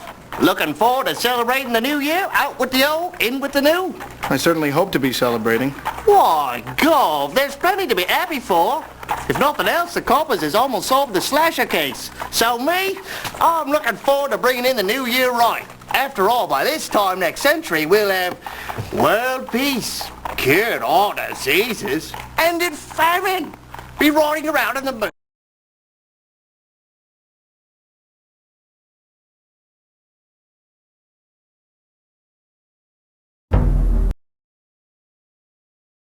I kept a number of curious articles that I read in the paper.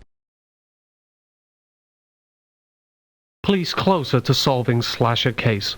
Scotland Yard announced that they are close to capturing the murderer who is responsible for putting London into the largest state of panic since the Ripper. Investigators report that they have come upon an important clue which will bring the fiend to justice.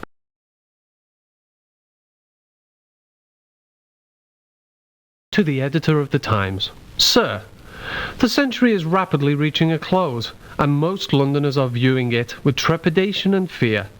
It seems that violence and murder are becoming an everyday occurrence in our fair city. I, for one, see the new epoch as a chance for England to lead the world into a reign of enlightenment. This bloodshed that curses humanity will end, and England will shine as a beacon. God save the Queen, Lord Godalming.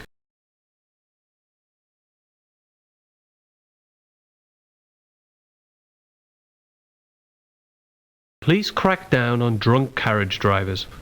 Police will now arrest and lock up anyone who drives carriages under the influence of alcohol. Parliament has given Scotland Yard the permission to stop and examine drivers the police view as troublesome.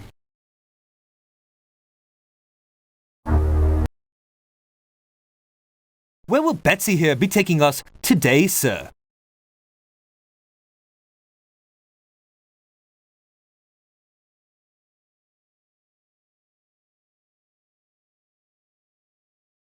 Please take me to 45 Fenchurch, St. Paul's.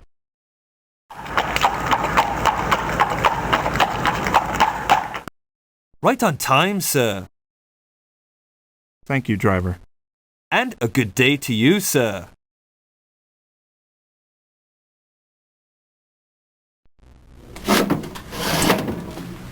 Good morning, Alexander. Where's Arthur? I would have expected him here leading the charge. He sent a message saying he had to attend his coachman's funeral this morning, but hoped to meet us after Juliet's funeral at noon. When I checked on them after our scare last night, Regina said they hadn't seen anything, much less a wolf. I think they're all right, for now.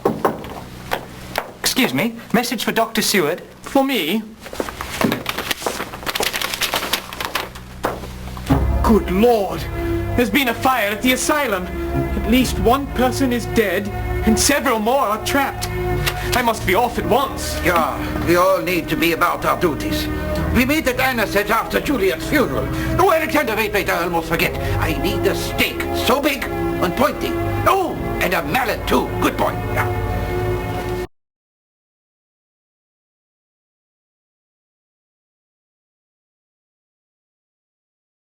Seward seemed ill after getting his message and must deal with a fire at the asylum.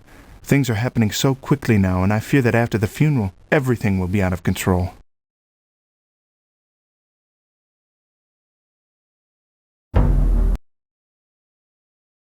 And where will we be off to this fine day?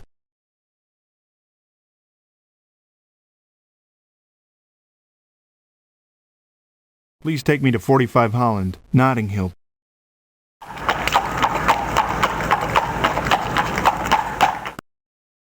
Thank you, driver. And a good day to you, sir.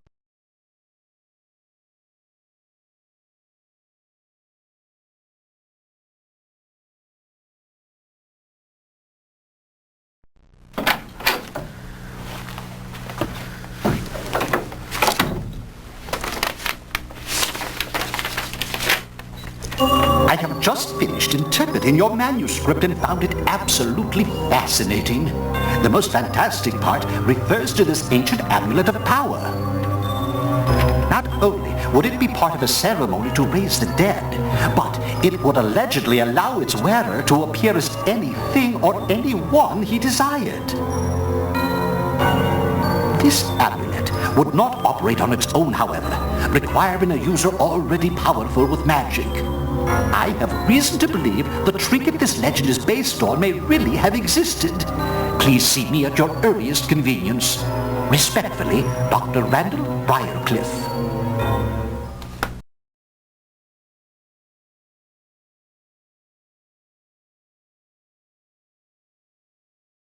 Dr. Briarcliff's message may be the clue to clearing up this mystery.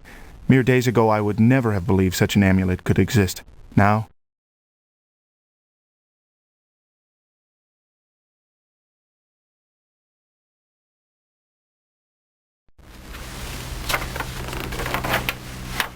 Dear Alexander, this is a dictaphone recording of my last conversation with Renfield, made the night before he died. It did not strike me as surprising then, but now, please listen to it. I need someone to confirm my suspicions. Dr. John Seward.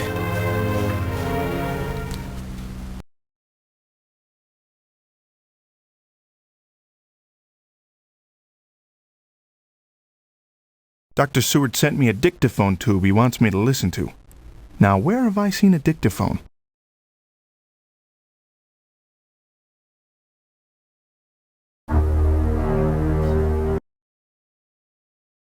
And where will we off to this fine day?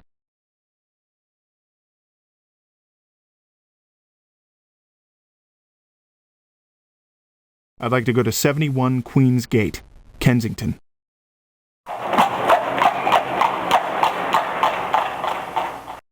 Here we are, sir. Good day, driver. And a good day to you, sir.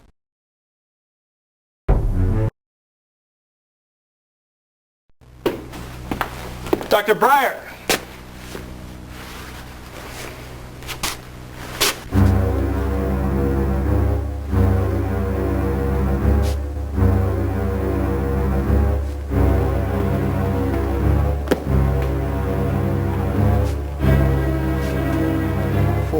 Alexander.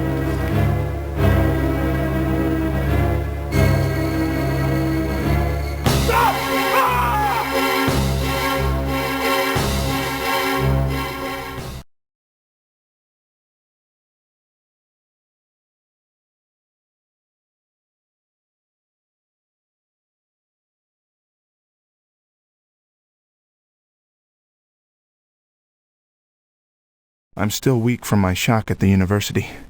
May I never again see a sight as horrifying as that. Why do I feel like Dracula knows my every move?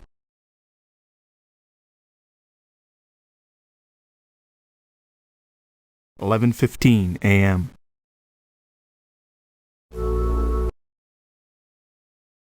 And what part of our beautiful city would you like to see today, sir? I'd like to go to 52 Bishop's Bridge, Paddington.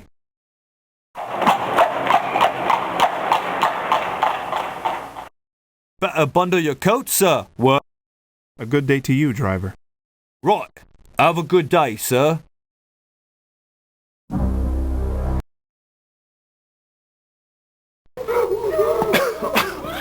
Good God, what a mess. If you're waiting for Dr. Seward, it'll be a while. He's going to be busy for some time.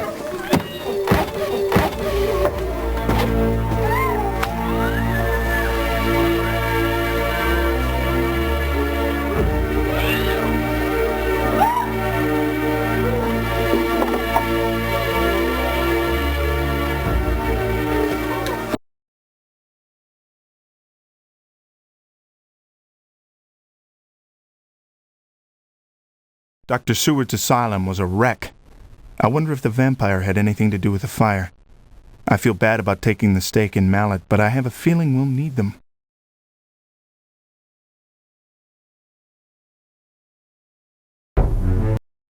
"12 p.m. Good day, sir. Where might I be taking you?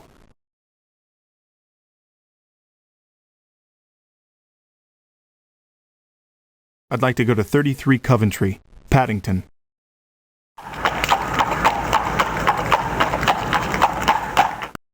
Right on time, sir. Good day, driver. Good day, sir.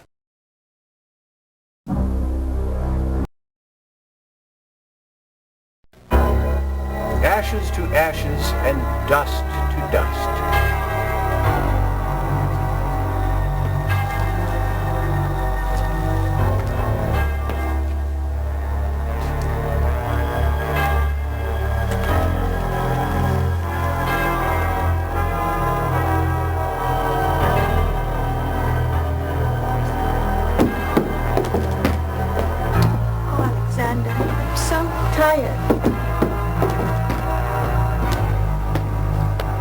Well, at least she's got loved ones to come see her off. Aye. Pity about that feller earlier. I guess no one wanted to see a headless corpse. I says, you gotta make what friends you can while you're still alive. That ways, it ain't so lonely when you're gone.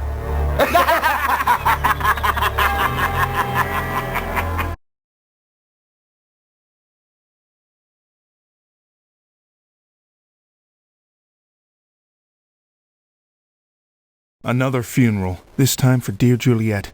If only I could believe she truly rests in peace. But that is not the case. Action must be taken.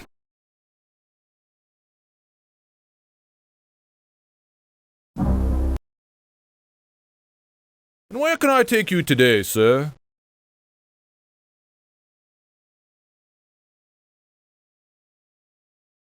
Please take me to 20 Surrey, the Strand.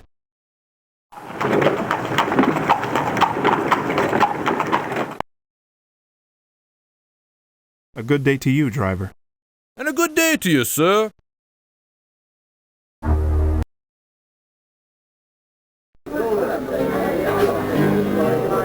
Why, Mr. Morris, I got a message for you, Ducky. It's from a Mr. Olmwood.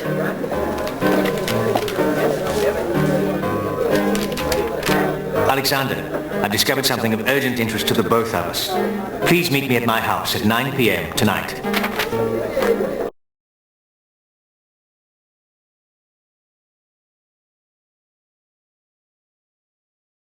I received a note from Arthur asking me to meet him at his house at 9 p.m. I wondered what he could want.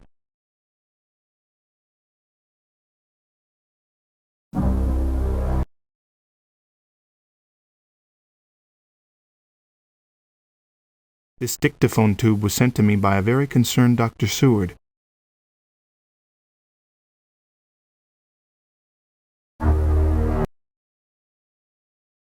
On where can I take you today, sir?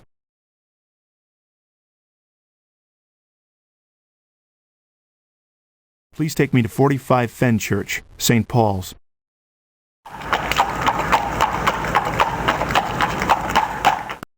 Better bundle your coat, sir. We're here. Good day, driver. Good day, sir.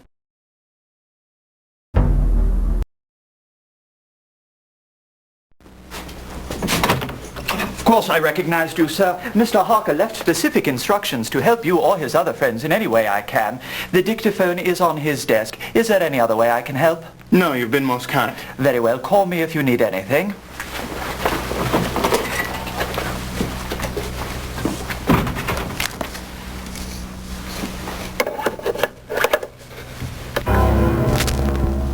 Whatever possessed you to attack Van Helsing?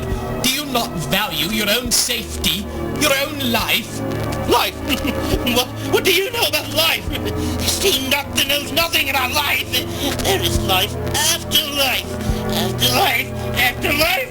After life. After life. After life. After life. After life. After life.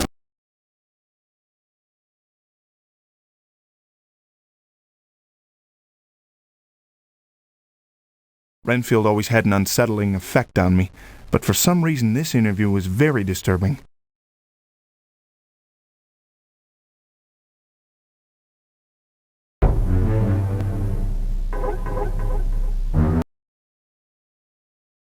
Where will Batsy here be taking us today, sir?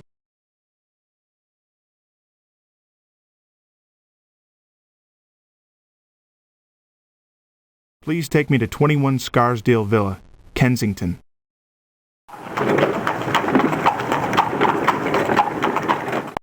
Right on time, sir. A good day to you, driver. Right.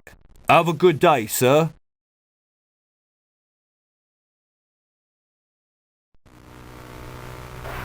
Oh, my poor Juliet. But she's still alive, Horner. She's still alive. He doesn't care about that, Devlin. He doesn't care about anything but himself and his own bloody desires. He has his own plans. We should never have freed him. Now we're trapped. Trapped by our own hands. Trapped. We're trapped? No, we're not trapped.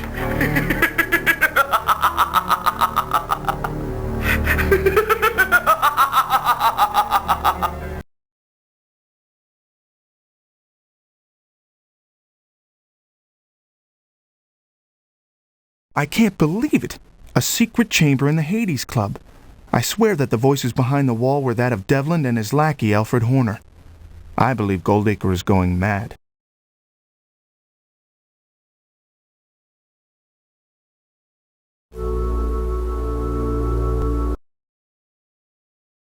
On where can I take you today, sir?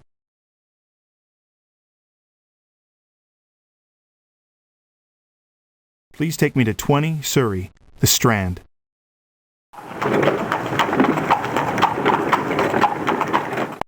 We're here, sir. Good day, driver. Good day, sir.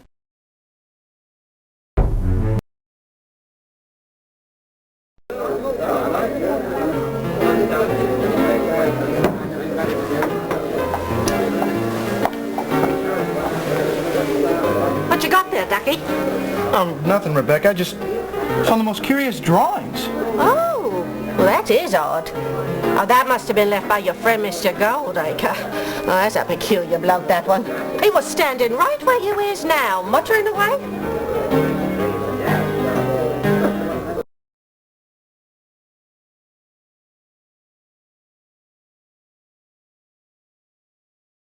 Devlin Goldacre continues to amaze me. Why would he leave a napkin covered with drawings of crosses at the Saucy Jack? What could he be up to?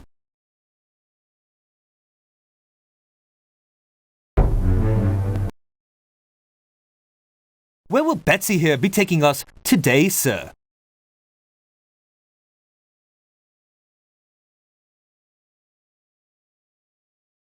I'd like to go to 10 Campden Hill, Notting Hill, please.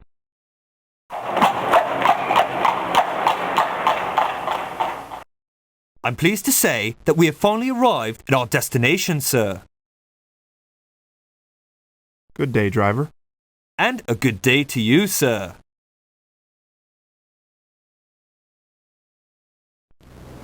That's disgusting. We must be doing it and doing it tonight. If we do not drive a stake into Juliet Adams immediately, heaven help those who be her next victim. Well, I've had no luck tracking the demon down. I've checked with every shipping clerk I know. I suppose Dracula doesn't make the same mistake twice. Our only option now seems to be stopping Juliet. All the death we have already seen. Even Renfield is dead, having been consumed in the fire at my asylum. I don't know if I'm capable of joining him tonight. Today's events have left me rather weak. I'll stay here with Seward. After all, Aniset's already been attacked once. This way I can stay close to Regina. That sounds like a good idea, my friend. The rest of us is meeting at the cemetery before dark.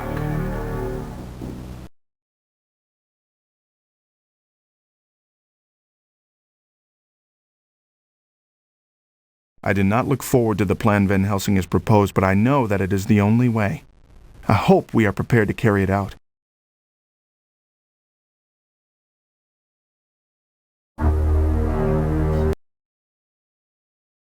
And where can I take you today, sir?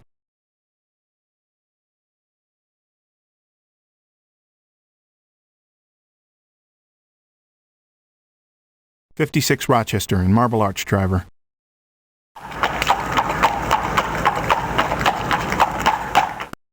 I'm pleased to say that we have arrived at our destination, sir. Thank you, driver. Good night, sir. 6:05 p.m.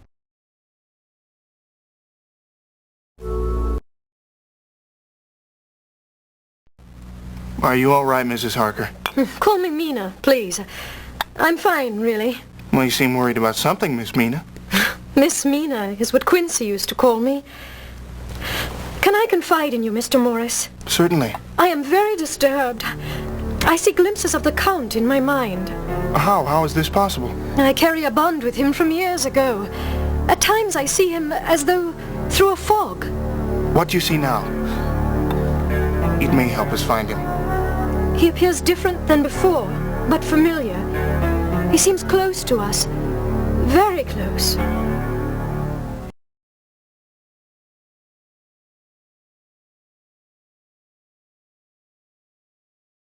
I'm glad to know Mina Harker trusts me, but I'm worried for her. She still has a psychic rapport with Dracula, but she sees only hazy images of him and cannot yet identify the fiend.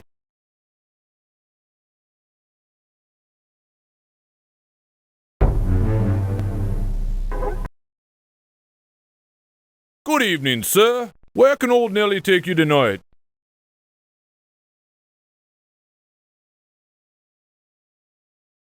I'd like to go to 33 Coventry, Paddington.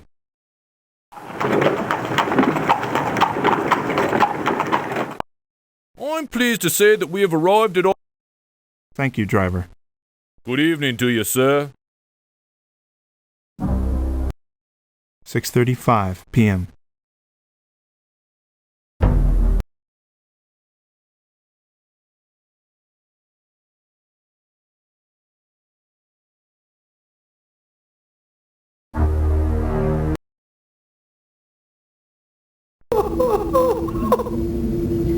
Before the dark becomes the day, night's journey must progress into a dark and silent place with dreams miraculous.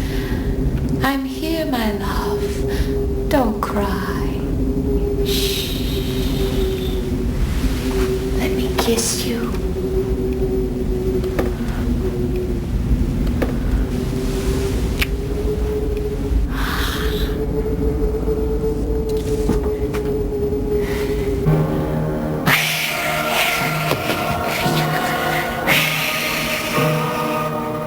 Alexander! Jonathan! Quick, come! What about Devlin? Leave him. His mind is no more.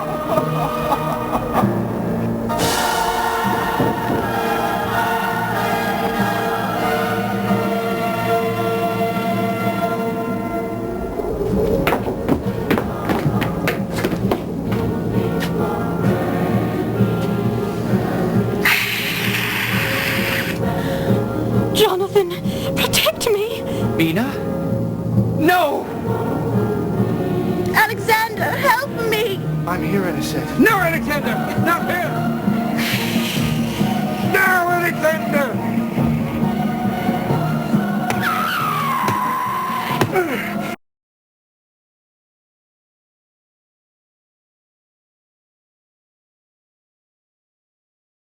On top of everything else today, now I have helped kill Juliet Adams. I know she was already dead, but her scream will haunt me for the rest of my life.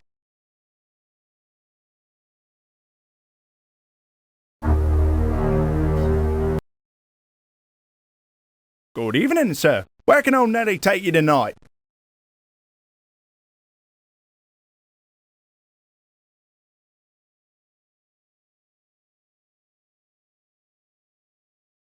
I'd like to go to 10 Campden Hill, Notting Hill, please.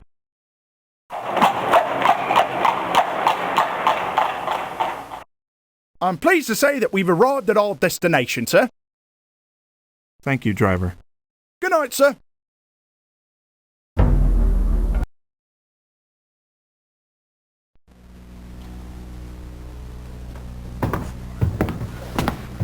You fools! You fools! How you do this?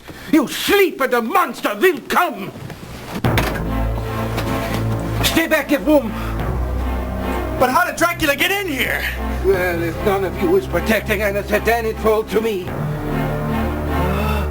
Also, I must hypnotize her as I once do mean. Oh, I pray we find out what the demon be up to. Is that wise? Won't that tip Dracula off to our plan? Plan? What plan? We have no plan. But Doctor, what can I do? Anything at all. Do I look like an old man? Out, all of you! You're no good to me here.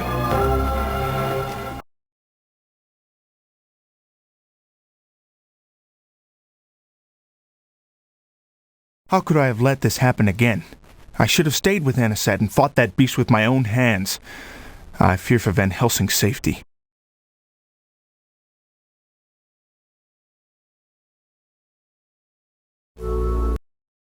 (7:55 p.m.) 8:50. 9:10 p.m.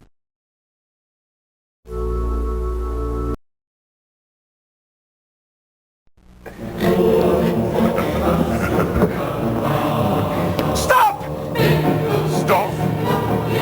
You think you could stop me? I will come back from the grave again and again. I will kill you and all your friends and feast upon your blood.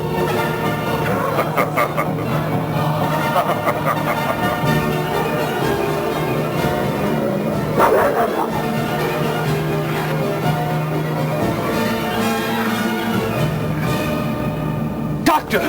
Quickly, we must get him to my house. We can have Mina stay with Anisette. That paid again.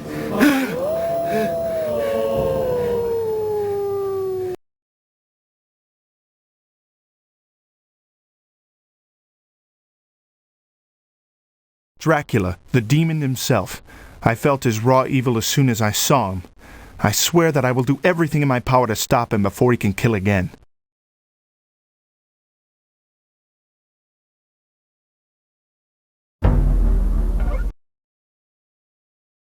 Good evening, sir. Where can old Nellie take you tonight?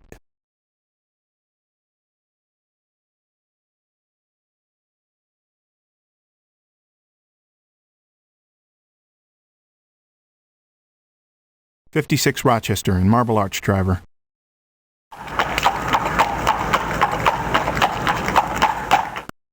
I'm happy to say that we have finally arrived. A good day to you, driver. Good evening to you, sir.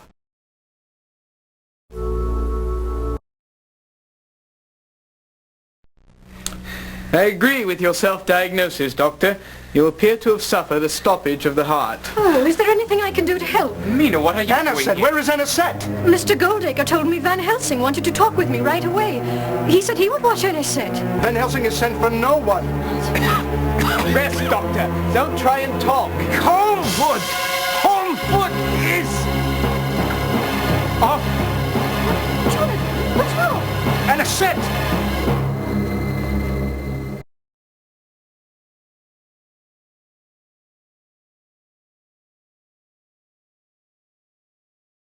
Things have become desperate. I must stop Dracula immediately. I fear that the lives of Anisette and all my friends hang in the balance from this moment forward.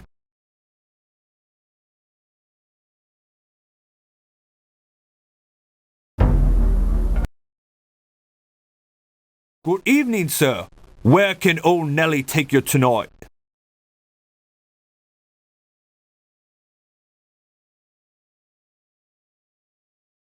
I'd like to go to 10 Campden Hill, Notting Hill, please.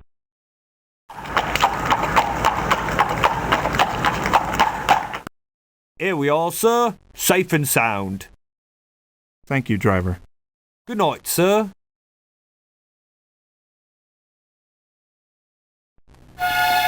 And it's set!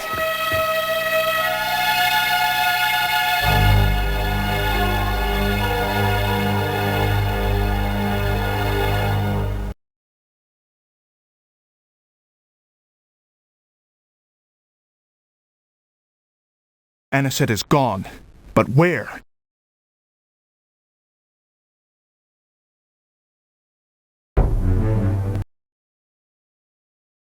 Good evening, sir.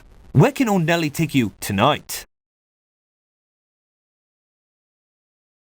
I'd like to go to 19 St. Augustine's, Westminster.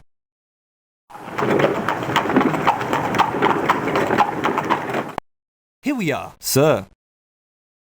A good day to you, driver. Good night, sir.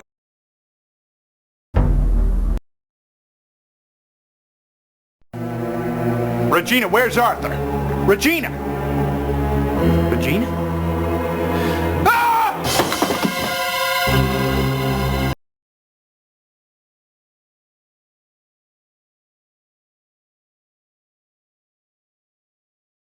Dracula must have slain poor Regina months ago. Somehow he has used his accursed amulet to reanimate her and make her appear alive. I was a fool not to see the link between Devlin, Arthur, and the Hades Club earlier.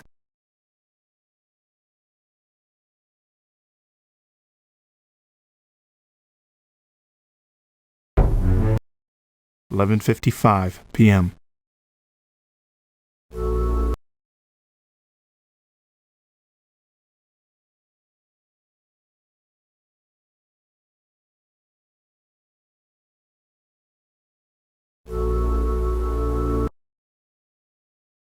Where will we be going tonight, sir?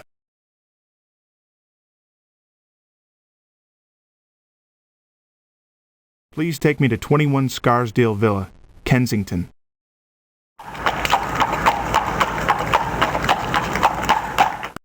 Better bundle your coat, sir. We're here. A good day to you, driver. And a good day to you, sir.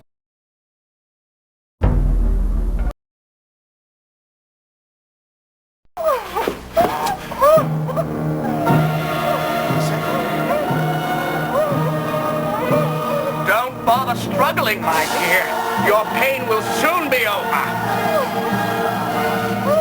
Dracula! No, you are not he. But he will be here soon, very soon. You see, he needs Anisette. And he will do to her as he's done to my Juliet. Devlin, you're mad! Mad? No. Brilliant. You see, he will come. I've baited the trap. And now he will find out who the true master is. Oh, Anisette, I'm so sorry I put you through this.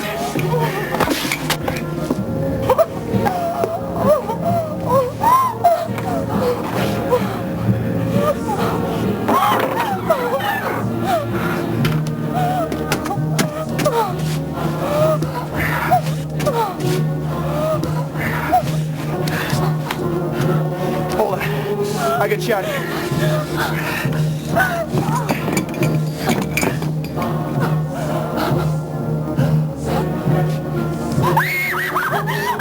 Ah, my dear friends, we're together again. Oh, Arthur, thank heaven you're here. He's not Arthur. No. I slew him and his wench months ago. Now no one can hear your screams, Alexander, as I flay the very flesh from your body. And you, my dear Anisette, with you by my side, I will be ready to reign again, ruling the night for all eternity. Stop, demon! Come no further! You poor fool. I am Lord of the Nosferatu. I have ruled the dark for centuries untold. You really believe this beer drinking can stand between me and my bride?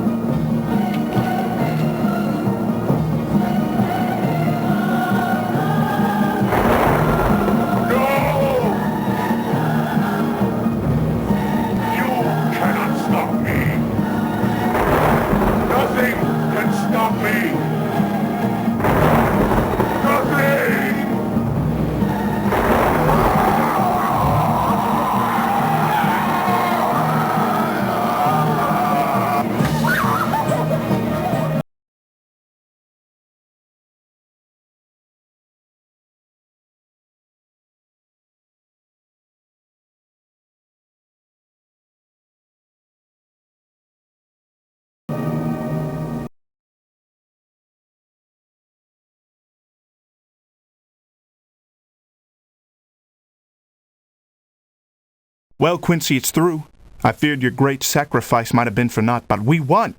Now Anisette and I look forward to the coming dawn and a bright new year.